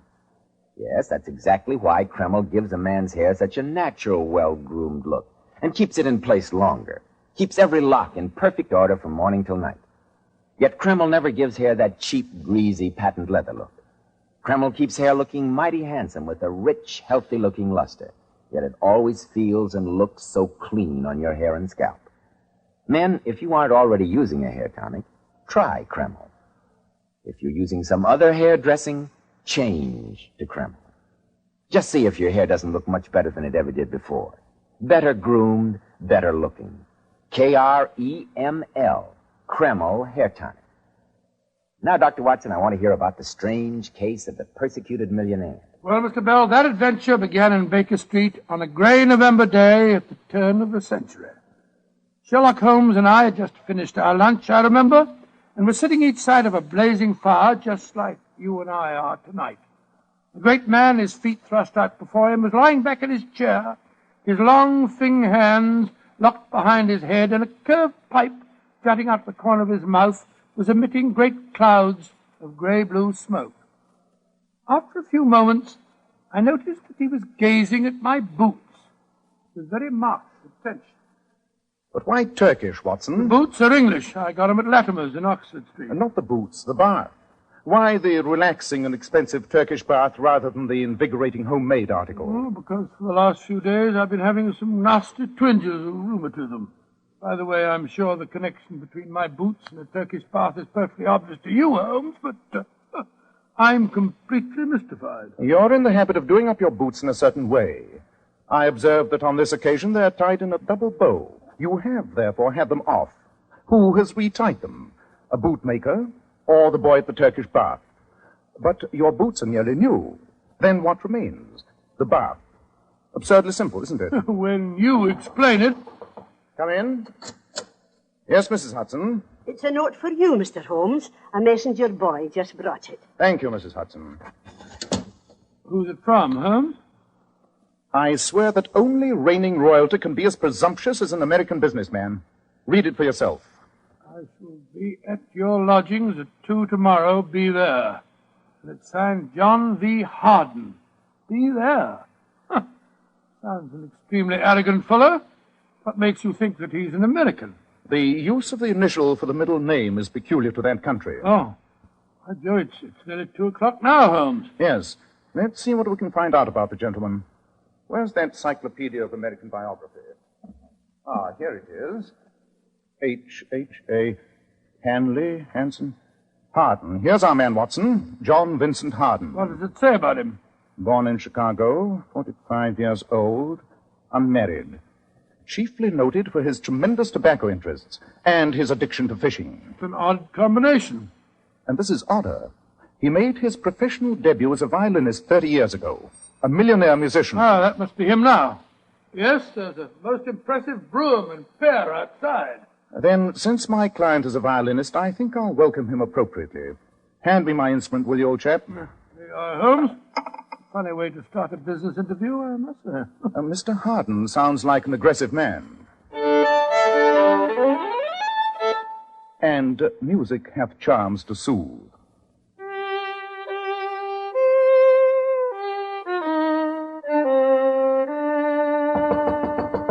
Come in. Mr. Harden to see you, sir. Thank you, Mrs. Hudson. Come in, Mr. Harden. I'm Sherlock Holmes, and this is my friend and colleague, Dr. Watson. How do you do, sir? How do you do? If we're to do business, Mr. Holmes, for heaven's sake, put that violin away. I heard you scraping away as I came up the stairs. So you don't care for my friend's playing, sir? I don't care for anyone's playing. I loathe the fiddle. Curious. I was under the impression... Listen, Mr. Holmes, I haven't come here to discuss your musical impressions. I've come here to talk about my personal safety and my sanity. Then pray talk about it, Mr. Harden. I'm being persecuted. Somebody's trying to drive me crazy. Oh, really? Just what form does this persecution take, Mr. Harden? It began about a month ago. My horse ran away in Rotten Row and threw me. Maybe it was an accident, maybe not. I've heard of burrs under saddles. And then, last night... Something else happened? Someone destroyed Methuselah. Methuselah? An old retainer of yours, Mr. Harden? Or a pet? No. Methuselah was the finest, largest, oldest tarpon ever caught. A stuffed fish? You asked Sherlock Holmes? Quiet, Watson. I'm sure that a great deal more lies behind this. Please continue, Mr. Harden. Everything was going fine, Mr. Holmes, until these persecutions started. Early this year, I bought a fine old house in Cavendish Place. I'm engaged to be married to Alicia Edwards, the Honorable Alicia Edwards. She's Lord Brentwood's daughter. My life was perfect until I began to get these notes. What sort of notes, Mr. Harden? They kept turning up in odd places. My coat pockets, under my pillows at night. I found them on the upholstery of my carriage. You brought these notes with you? Of course. All in the same handwriting, and all the messages seem to have the same theme. Oh, what do they say, Holmes?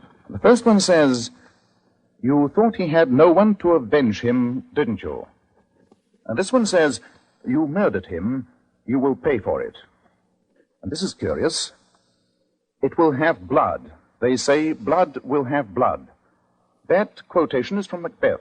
Oh, then that means the note was written by an Englishman. Not necessarily, Watson. It's possible that they've heard of Shakespeare in America, you know. Oh, yes, I suppose they might have. Mr. Harden, all these messages threaten your death. Can you think of anyone who might wish to kill you? No, I can't. I've never hurt anyone, much less killed a person. The notes don't make any sense. Do you recognize the handwriting? I've never seen it before in my life. You mentioned that your prize tarpon was mutilated. What members of your household might have had the opportunity of performing that act of vandalism? 3 people. My secretary, Margaret Bates, Stephen, my brother, and my fiancée. They were all at the house last night. There seems to be a clear pattern to this case, Mr. Harden. I suggest that you return to your home and obtain for me samples of the handwriting of the 3 people you've mentioned. When I've examined those, I shall be in a better position to advise you in this matter.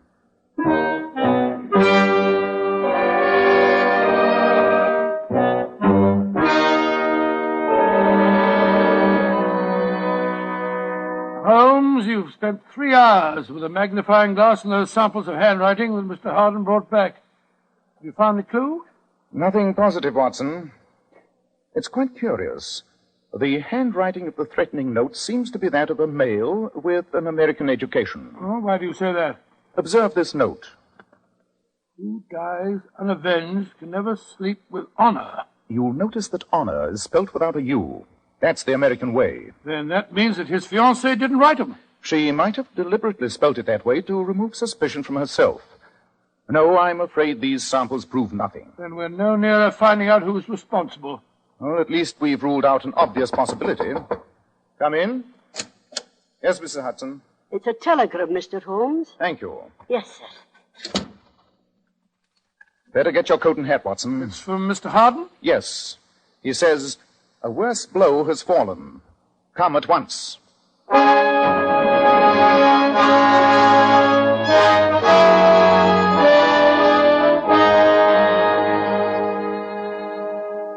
I'm Margaret Bates, Mr. Harden's secretary. How do you do? How do you do? What happened, Miss Bates? We left as soon as we received his wire. I don't know what happened, Mr. Holmes, but I'm terribly worried. He rushed out here, dictated that telegram, and then went back and locked himself in the study. He says he'll see no one but you. Hello, Margaret. Oh, Stephen, you startled me. What's the matter? Do you think I was listening at the keyhole? Oh. Introduce me to our visitors, won't you? This is Stephen, Mr. Harden's brother.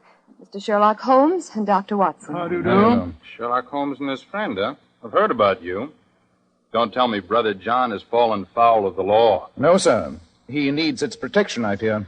Don't be too sure. I'm thinking of taking him to court myself on a charge of woman stealing. Your brother a kidnapper? Great Scott. No, Dr. Watson. It's perfectly legal. It's just that I saw Alicia Edwards first, but then, of course, I don't control the hardened millions. Let's go to the study, shall we, Mr. Holmes? An excellent idea. Perhaps we'll see you later, sir. Perhaps. And don't take John too seriously. Oh, he's hateful. Always making fun of John, his brother. And yet Stephen's never done a day's work in his life. This is the door to the study. Who is it? Mr. Holmes and Dr. Watson are here. Good. Come in. Thank you, Margaret. I'll see you gentlemen later.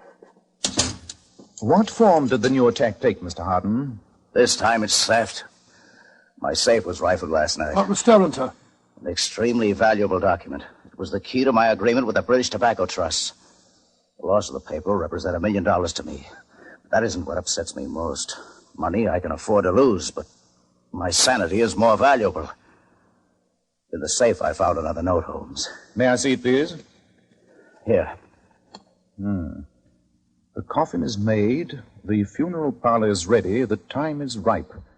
The croaking raven doth bellow for revenge. Good Lord, what a frightening message. And once again observe the odd combination of Shakespeare and American idiom. Funeral parlor is what we refer to as an undertaker's, and the croaking raven comes from Hamlet. Holmes, I'm not a weak man, but I'm frightened. You've got to protect me. I shall do my best, Mr. Harden. Who was here last night? My secretary, Margaret Bates, my fiancée. She went back to London this morning. I met your brother, Stephen, just now. I noticed that he was carrying a valise. Was he leaving the house or returning to it? Returning. He went out of town last night. Oh, then that rules him out. Not until we investigate his alibi, Watson. Mr. Harden, I'm a constant and thorough reader of the Times. The engagement of a peer's daughter to a prominent American would be striking news. And yet I've read nothing about it. We're announcing it formally tomorrow. I'm giving a party at Claridge's to celebrate the event. Then I think it would be a wise precaution if Dr. Watson and I attended that party. I was about to suggest the same thing, Holmes. I need to have men about me I can trust. I think this is a deliberate plot to drive me mad.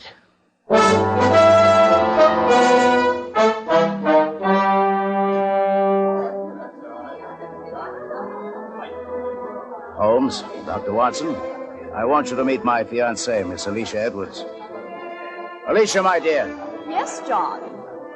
I want to introduce Mr. Sherlock Holmes and Dr. Watson. How do you do? May I congratulate you on your engagement? Yes, indeed. A union between the old world and the new is an encouraging sign of the times. I wish you could convince Papa of that, Mr. Holmes. Whenever he meets John, he always behaves as if he expected him to be wearing feathers and carrying a scalping knife. Feathers and a knife. That's very funny. I don't find it so. Oh, I'm sorry, sir. Excuse me. I want to talk to the officer. Dear me. Now I've upset John again. He's ridiculously sensitive. Americans are really rather touching. And yet you're going to marry one? Papa's estates have eaten up a lot of money, and that's a commodity with which John seems well endowed. I think you understand me, Mr. Holmes. I'm sure I do. Personally, I may say that I'm always glad to meet an American. I'm one of those who believes that the folly of a monarch and the blundering of a minister in far-gone years should not now stand between two nations. Mr. Holmes, I find you pompous and dull. Goodbye. On my soul, what an unpleasant, heartless young woman. She's obviously marrying Harden for his money. Obviously. Though I don't think she has an aversion to all Americans. Oh? Why do you say that? She has been dancing with Mr. Harden's brother, Stephen, most of the evening. At this moment, he joined her at the door, and they're leaving together. Scott, you think that the... I don't understand for this. Hello? What's happening up there on the orchestra John platform? Harden, he's arguing with one of the violinists. A musician. I won't take any more of it. Look. He snatched the instrument out of his hand. Go on, get out of here.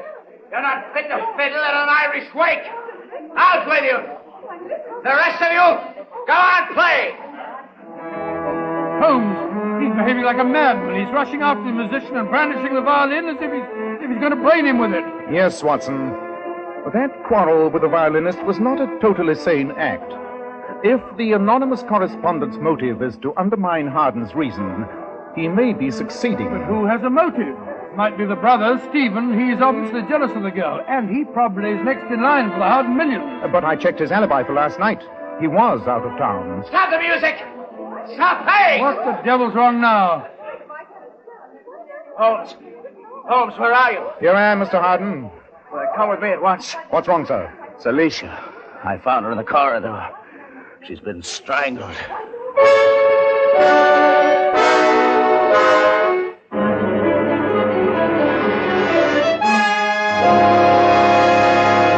In just a moment, we'll find out what happens next in the strange case of the persecuted millionaire.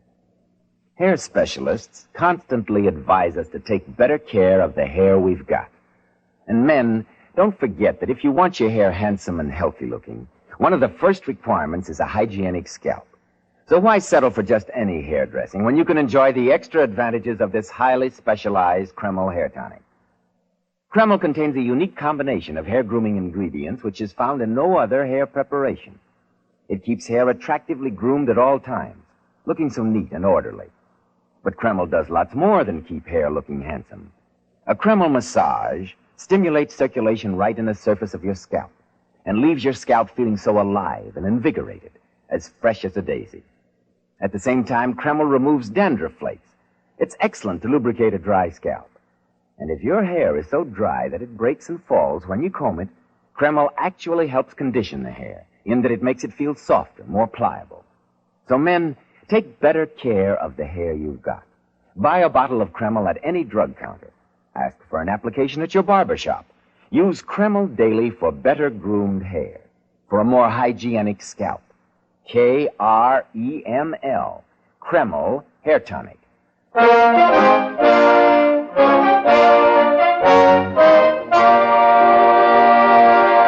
Well, Dr. Watson, so the Honorable Alicia Edwards had been strangled at her engagement party. What happened next? Well, I applied first aid, Mr. Bell, and found the girl was not dead. We rushed her to the hospital, and a few hours later, we were able to talk to her, but we found that she could give us no clue. When we left the room, Hardin was waiting for us in the corridor. How is she? Is she going to be all right? Oh, don't worry, Mr. Hardin. She'll be all right, but she had a very narrow escape. But why attack her? Why not me? The pattern becomes increasingly clear, Mr. Hardin. Your enemy has struck at your fishing, your business, now at your fiancée. So every blow is at your wealth and position. And my sanity. Mr. Holmes, you've got to find out who's behind all this. On the occasion of the mutilation of the fish, 3 people had the opportunity. Your brother Stephen is clear on the second attack, and on this last one, I think we may reasonably assume that your fiancée did not strangle herself. Yes, I'll wager my medical reputation on that fact. But that means that only one person who was present on all 3 occasions was... No, you can't mean... Your secretary, Miss Bates? Where is she? In the waiting room. Splendid. Then Dr. Watson and I will take her back to Baker Street. I have an idea that she can be of invaluable help to us.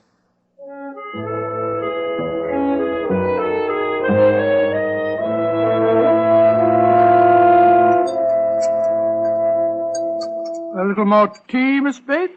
No, thank you, Dr. Watson. Then please go on with your story. As I was saying, Mr. Holmes, I've known John, Mr. Hardin, all my life. My father was the Hardin coachman.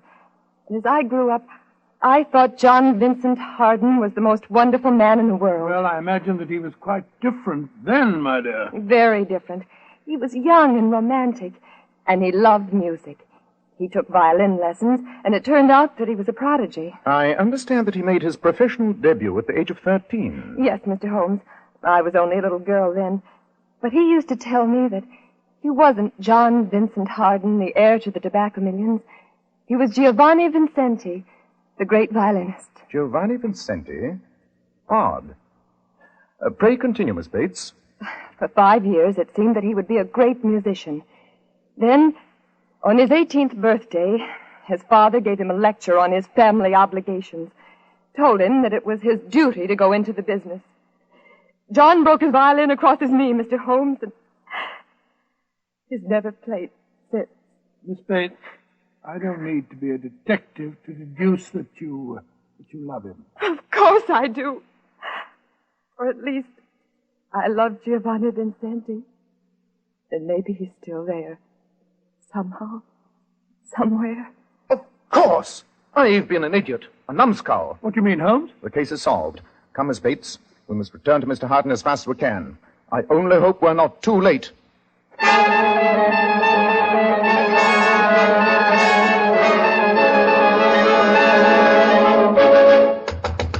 But why doesn't he answer? The servant said he locked himself in the study again. Yeah, the door's locked. I don't like the look of this. Come on, Watson. We'll break it in. Once more. He's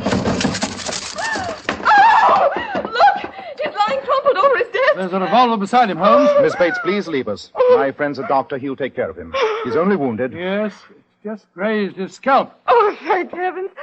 I'll be waiting outside. Obviously, this was attempted suicide. They finally succeeded in driving him mad. Did they? Read this note lying here. It's in the same handwriting as the other messages. I might try to fool another detective, but not you, Mr. Sherlock Holmes. I admit I shot John Vincent Harden. I'm sure you'll have no difficulty discovering how I escaped from a locked room. Good Lord. You'll observe that the note was written and blotted on this desk. Watson, I'll see to getting Mr. Harden to bed and summoning his own doctor. I want you to return to Baker Street. Baker Street? Why? Though the case is solved, I have some heavy thinking to do, and I must do it here. So be a good fellow and go back to our lodgings and get me 2 ounces of shag tobacco. And my violin.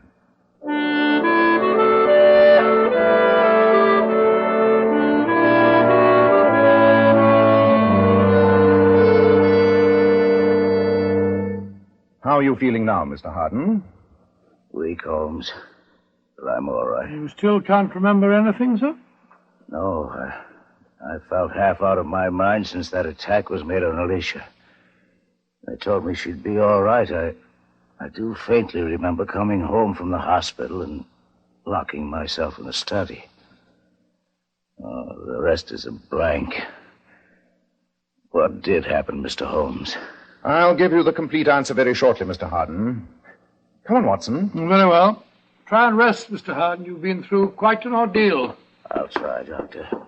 I'll try.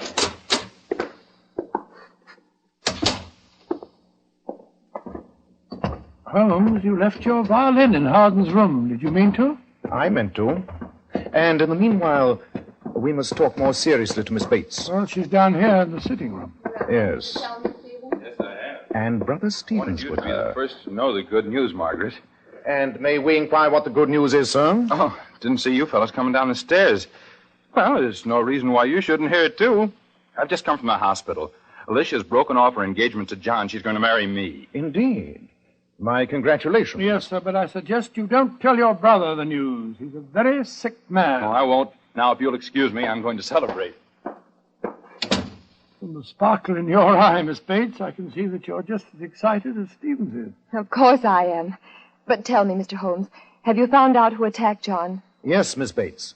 At last I know the name of Mr. John Vincent Harden's enemy. On the incident of the mutilated fish, you or Stephen or Alicia might have been guilty.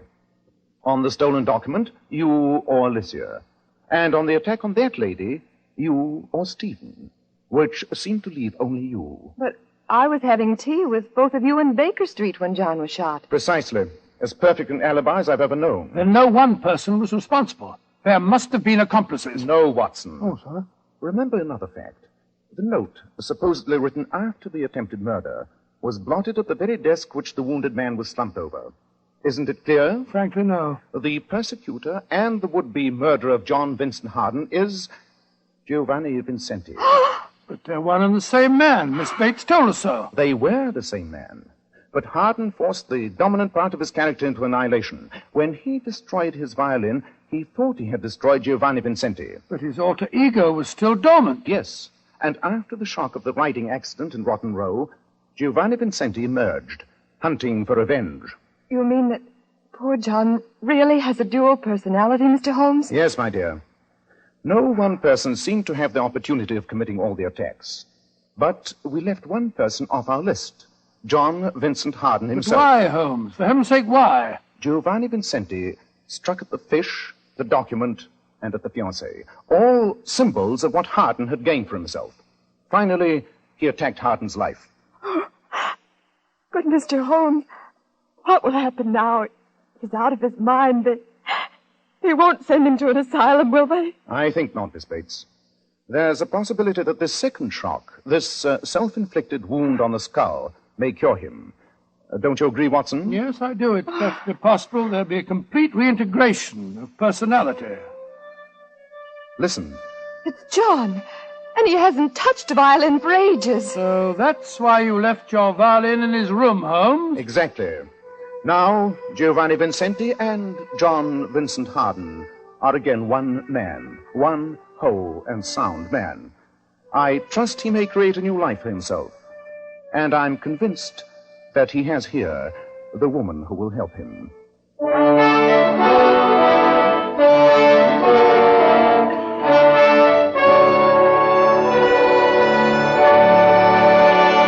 Ladies, you certainly must notice how men are attracted by bright, shimmering highlights in a woman's hair. Then why not follow this beauty tip from the famous $1 Million Powers models, girls noted for their glossy, bright hair? Powers models wash their hair with Kreml shampoo. This amazingly beautifying Kreml shampoo has been especially developed so that it actually glamour bathes each tiny strand of hair and uncovers all its natural radiant luster. Yes, and Kreml shampoo never dries the hair. In fact, it has a beneficial oil base which helps keep the hair from becoming dry or brittle. Its luxurious active foam thoroughly cleanses the hair and scalp and removes all loose dandruff as well as the dirt. So, ladies, buy a bottle of Kreml shampoo at any drug counter. See how easy it is to glamour bathe your hair to a vision of tantalizing loveliness, hair shimmering with natural brilliant luster. Kreml, Kreml shampoo. Now, Dr. Watson, what about next week? Well, now, let me see. Next week, I'll tell you about one of the most exciting adventures that Holmes and I ever had. I call it The Adventure of the Haunted Bagpipes. Haunted bagpipes, huh? Where did you hear them? In Edinburgh, Mr. Bell. In the same room with 3 naked corpses.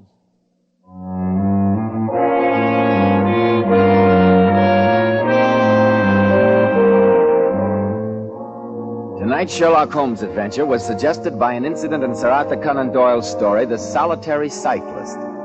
The Sherlock Holmes series is produced by Tom McKnight with original music composed and conducted by Alex Steinert. Nigel Bruce appeared by permission of California Pictures. Tom Conway through the courtesy of Eagle Lion Pictures. This is Joseph Bell speaking for Kreml Hair Tonic and Kreml Shampoo and inviting you to be with us next week at this same time when Dr. Watson will tell us about the adventure of the haunted bagpipes.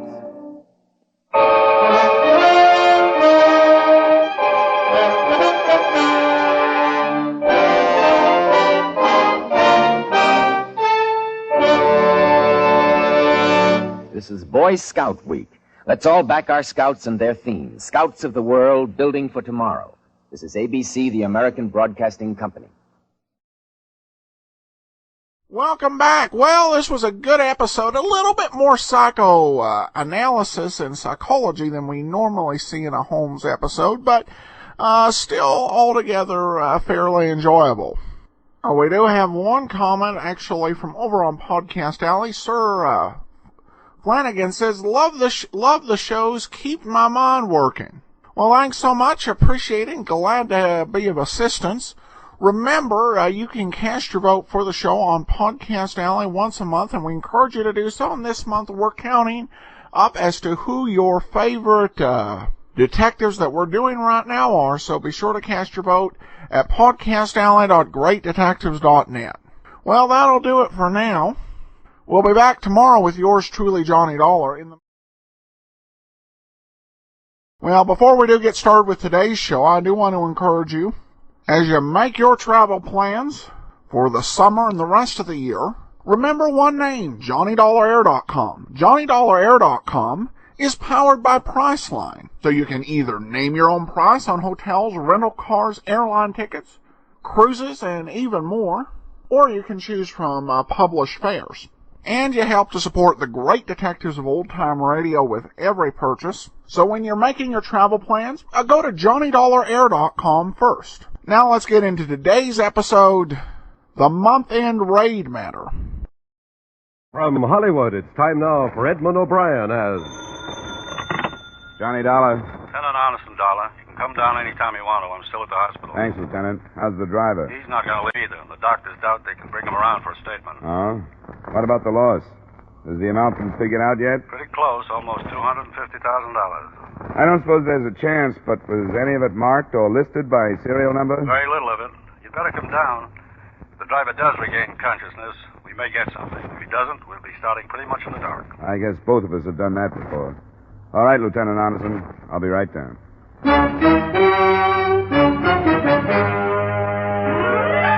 Edmund O'Brien in another adventure of the man with the action-packed expense account, America's fabulous freelance insurance investigator. Yours truly, Johnny Dollar.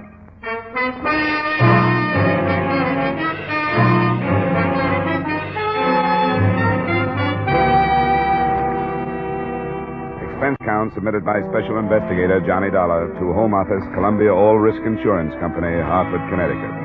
The following is an accounting of expenditures during my investigation of the month-end raid matter. Expense account item 1, $108.25, airfare and incidentals between Hartford and Kansas City, Missouri, where I arrived some 7 hours after the company had advised me of the loss sustained by armed robbery by the Andover chain of department stores. The first details I received were sketchy. At the finish of a 4-day month-end sale, the armored truck that had picked up the receipts from 3 branch stores had been robbed. 1 guard had been killed at the scene. The driver, Carl Biller, was dying at 11:30 that night when I met Lieutenant Arneson in the hospital corridor. Dr. Surrey, report. I'm afraid I talked you into a wasted trip down here. Just saw the doc again. They're giving Biller less than an hour to live now. His wife just went into the room. Never came back at all, huh? No. I've been with him most of the time and had a man there when I wasn't. What did you expect him to give you, Lieutenant? I'm not sure. According to witnesses, he and the guard were shot down by one of the men in cold blood. Not because they resisted the killers. Why? To eliminate them, maybe. Why? Because the victims knew the killer, maybe. In spite of the mask they were wearing. That's what I hoped he'd tell me. That's the point. How about these witnesses? They any good? Good as most. The picture seems to have been 2 cars, both sedans. One of them was in the passenger loading zone when the armored truck arrived and parked in front of it. These men knew when and where, then? They sure did. They knew the truck had picked up the receipts at the Andover stores across in Kansas City, Kansas, and Independence, and the 1 car was waiting for them at the store here. The other car double parked when the money came out. The men were shot down, and the truck was empty before anybody turned in an alarm. How about license numbers? Both on the stolen car list. You can work any way you want it, Dollar. I won't get in your road. Thanks, Lieutenant. We're both aiming for the same thing, and I'm going to have my hands full. Robbery detail tells me their informers have hinted that a gang has been forming here in town for the last month or 2. I guess they were right. We're pulling in everybody we can. Maybe we can get some talk out of some of them. It'll be a slow process, but that's the way we work. I'll be in my... Oh, yes, Cole. Is he gone? There was nothing they could do. Well, that finishes that. This is Mr. Dollar, Sergeant Cole. How are you? Sergeant Cole. Dollar's investigating for the insurance company. Yeah, but they're hurting, huh? I've seen them in better moods. Were you planning on talking to the widow tonight, Lieutenant? Follow up the possibility that he knew the killers? What kind of condition is she in, Cole? Hard to tell. She seemed to be standing up all right. I'd just as soon leave it to you tonight, Dollar. Cole and I want to get back to headquarters and see what we've pulled in. Sure, Lieutenant. Anything you say.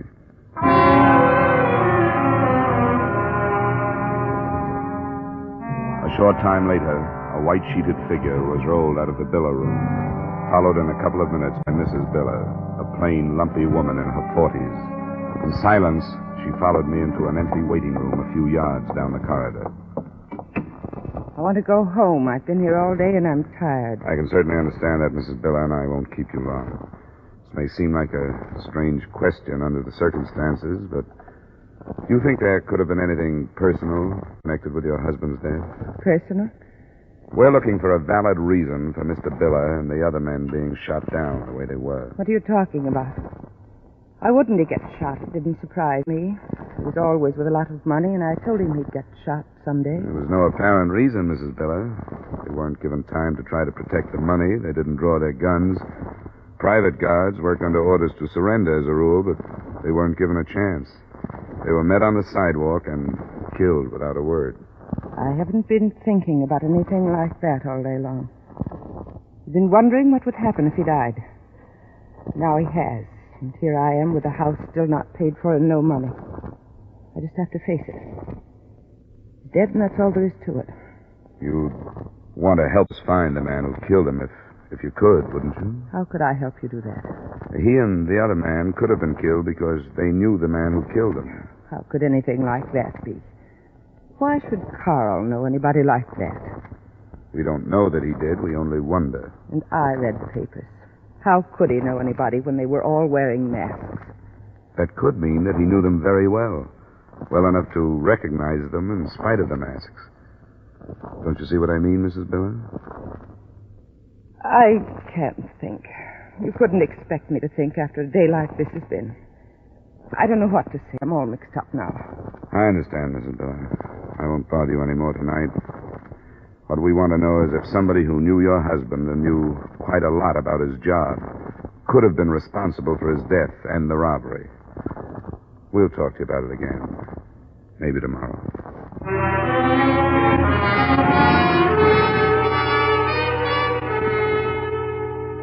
Lieutenant Arneson thought enough of the interview and the widow's reaction to assign a couple of men to keep her covered. The police spent most of that night pulling in known and suspected criminals and grilling them without any definite success.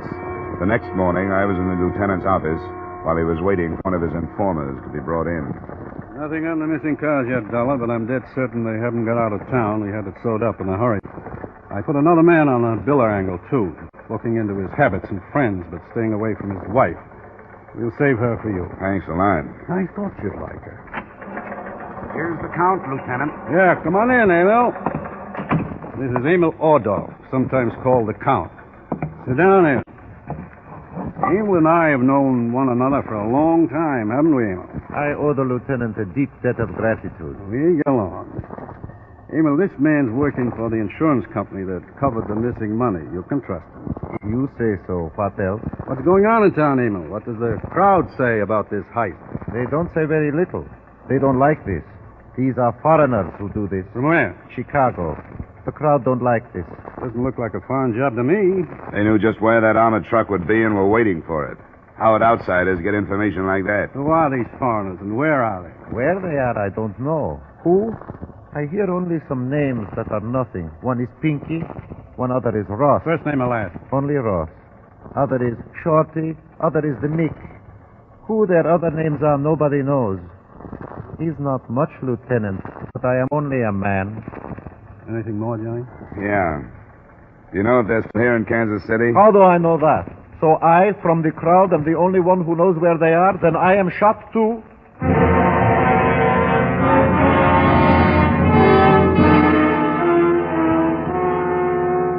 The lieutenant seemed to be fairly sure that the men and the money were still in town. All the escape routes had been covered by police armed with composite descriptions of more than 30 witnesses to the shooting. The information given us by the informer was almost worthless, but the first names and aliases were wired to Chicago for a search. And the officer working on the biller angle came up with a development later that same afternoon. So I was armed with at least something definite when I went out to see the widow.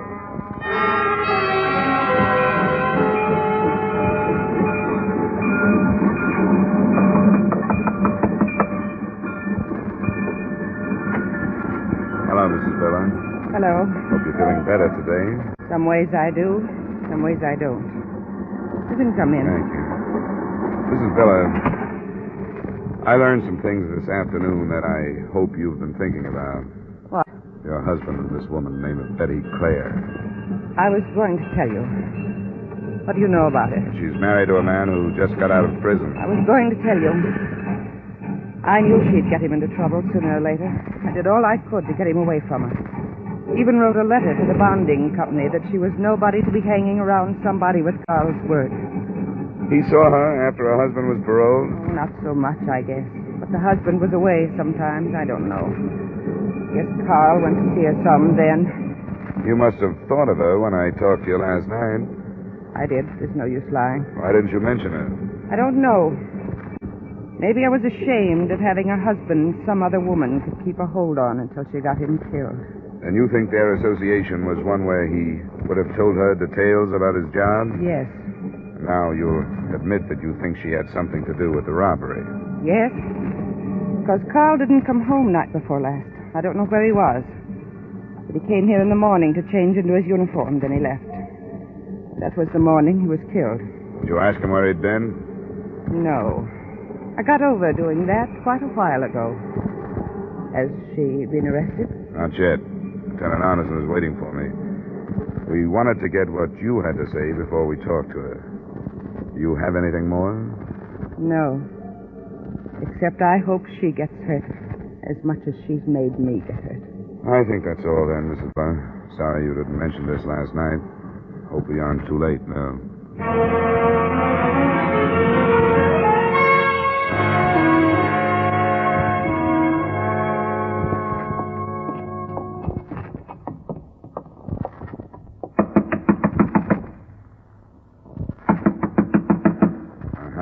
There's nobody here.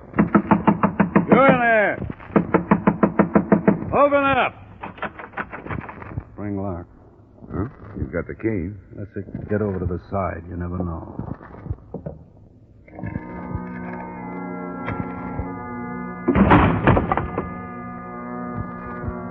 I guess we're safe.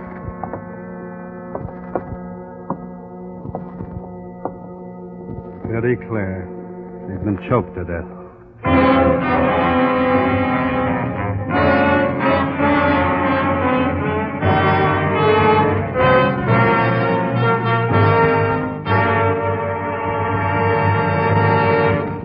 We will return you to the second act of yours truly, Johnny Dollar, in just a moment. There's lots of good folding money and an hour of merriment and music on hand again tonight when CBS presents Sing It Again. The Phantom Voice brings an extra tingle of excitement and pays off handsomely when Jan Murray uses that coast-to-coast phone. Here's Sing It Again on CBS tonight. Now with our star, Edmund O'Brien, we return you to the second act of yours truly, Johnny Dollar.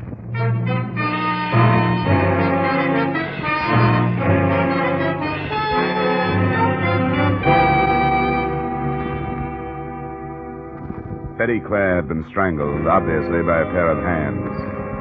The apartment showed signs of a struggle, but further search revealed only a newspaper whose date and time seemed to indicate that she'd been killed after Carl Biller had died. There wasn't a lead as to the possible whereabouts of her husband, Arnold Clare, but the search for him was speeded up. At 5, a report from a section of Kansas City called East Bottom did give us a lead. The body of a man was found in a garage.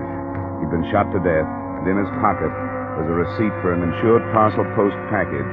A follow-up on the receiver's address showed the package to contain $15,000 in cash. Later, the informer, Emil Ordoff, followed the lieutenant and me in to view the body.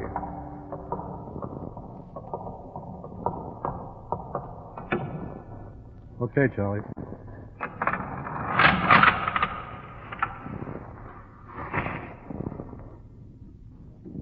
You know this man, Emil? How could I be sure? He's one of the crowd. I know who he is. Do you? His name is Norwood? You know it is. Yes, I know. They'll know it. The record of narcotics possession, suspicion of burglary, 60 days last year, and vagrancy, and carrying a concealed weapon. Yes, Earl Norwood. The lieutenant tells me he's not from Chicago, Emil, that he's a local boy. Yes.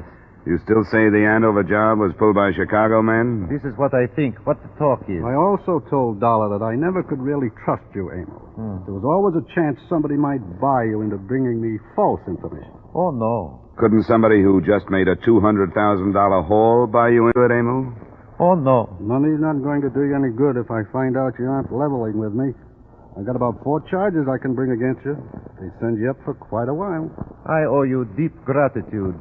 I tried to find out more, so you let me go now. I'll give you the rest of the evening up to 10:30, Emil. One thing you don't have to find out. Norwood here sent $15,000 out of the city by mail. There's only one reason he'd do that. He was mixed up with the Andover job. Now get going. I'll pick you up later.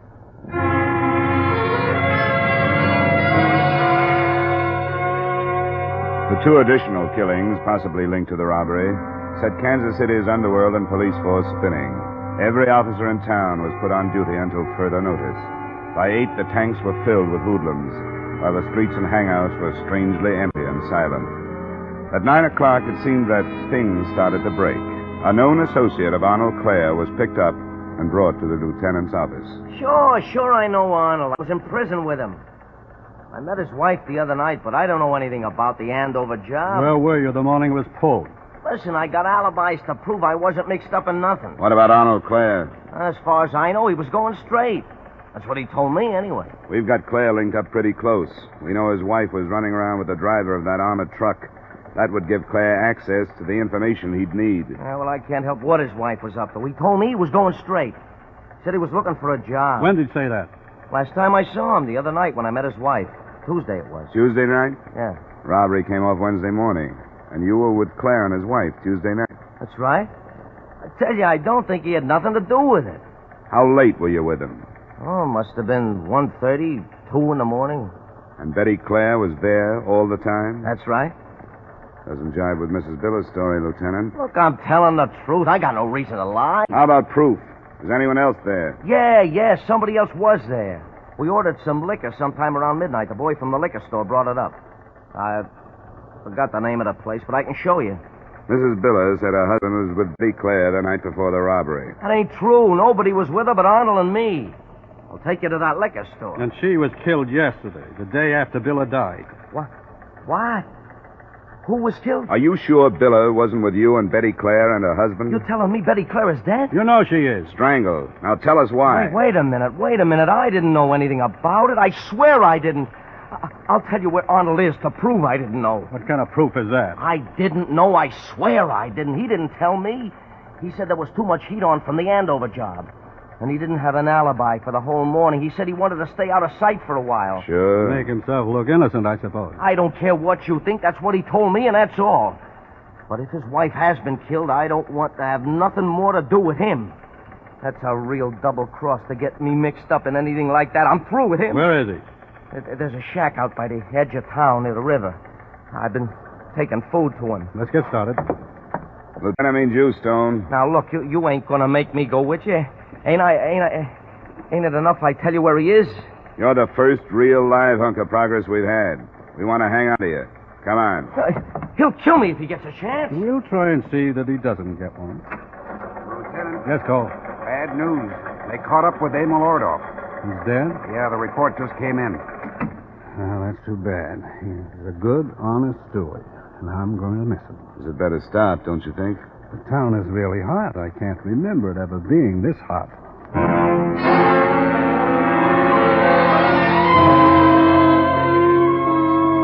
We checked Stone's story at the liquor store. The delivery boy finally remembered and agreed that only Stone had been with the Clares in the apartment the night before the robbery.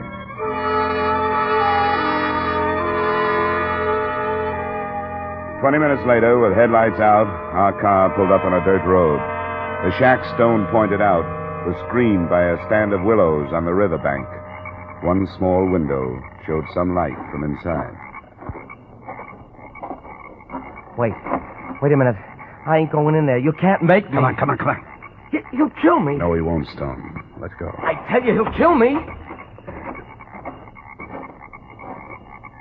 It's my case. I'll take it.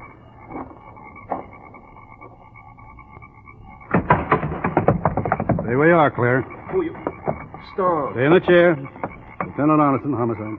Stone. You sold me out. Don't try it, Claire. You lied to me, Arnold. You lied to me. You didn't tell me about your wife. And you was getting me mixed up in a killing. Well, that don't set with me. Then I called you my friend. Settle back, Claire. You want to check him for weapons, Johnny? Sure. Relax, Claire. You can't do yourself any good by making a play. Stand up. I won't make a play. There's a .38 in my left coat pocket. Uh-huh. You can sit down now. Where do you want to start, Claire? I guess it don't make much difference, does it? Why'd you kill your wife? What makes you so sure all right. I killed her because I was trying to go straight this time. And she got mixed up in this Andover job. If I'd known about it before, I'd stopped it for sure, but I didn't find out until after it happened. How did you find out? One of the guys that got killed, the driver, Biller. His wife got me on the phone the night he died. She told me about Betty and her husband. You didn't know about it? No, I didn't know. The dame told me about it. All the years I was in prison. And after I got out, every chance they had. That the only reason you had? I told you I was trying to go straight. And I found out Betty is working this bill into setting up a job with her.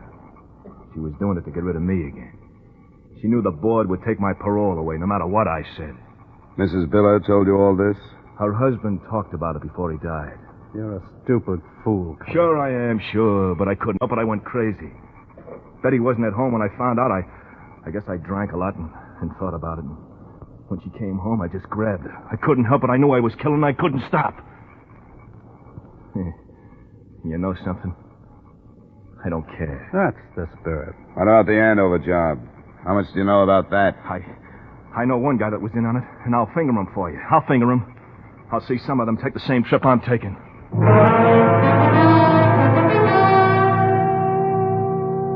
From the break Stone gave us, the case snowballed. The man Claire took us to led us to another, and he to another.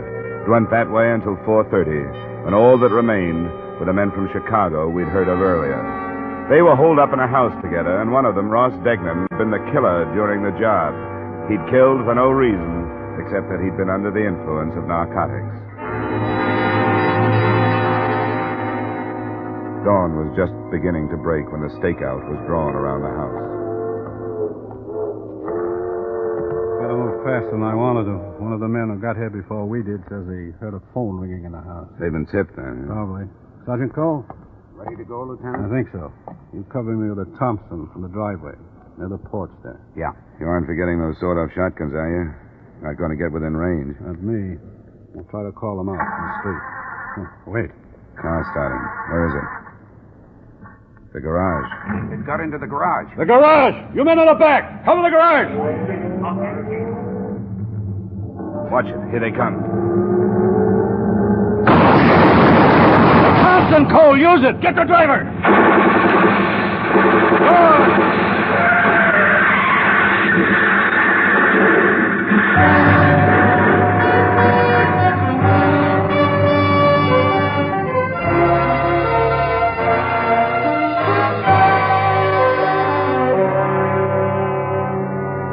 It had been a long night, but we saw the end of the trouble there on the street.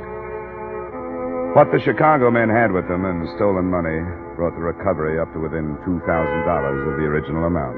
Expense account item 2, $180, miscellaneous item 3, same as item 1, transportation back to Hartford. Expense account total, $396.50. Remarks? I talked to Mrs. Biller before I left. Hoping to get some kind of revenge against the woman who'd stolen her husband, she told Arnold Clare that Betty had set up the robbery. But she got her revenge. Murder.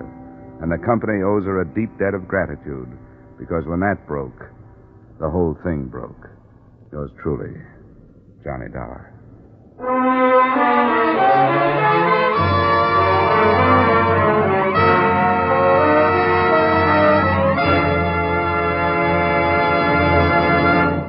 Yours truly, Johnny Dollar, stars Edmund O'Brien in the title role and is written by Gil Dodd with music by Wilbur Hatch. Edmund O'Brien's latest picture is a Paramount Pictures production, The Redhead and the Cowboy. Featured in tonight's cast were Herb Butterfield, Joe Duvall, Virginia Gregg, Edgar Barrier, Sidney Miller, and Peter Leeds. Yours truly, Johnny Dollar, is produced and directed by Jaime Del Valle. This is Dick Cutting inviting you to join us next week at this time when Edmund O'Brien returns as Yours truly, Johnny Dollar.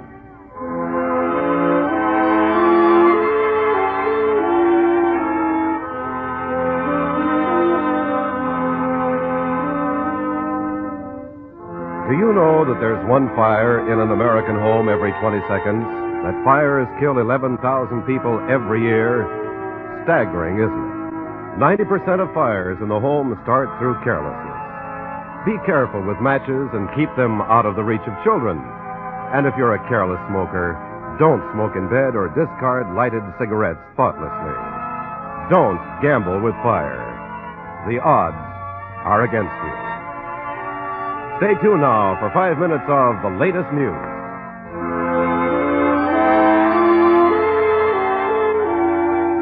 This is CBS, where our Miss Brooks holds classes every Sunday night, the Columbia Broadcasting System.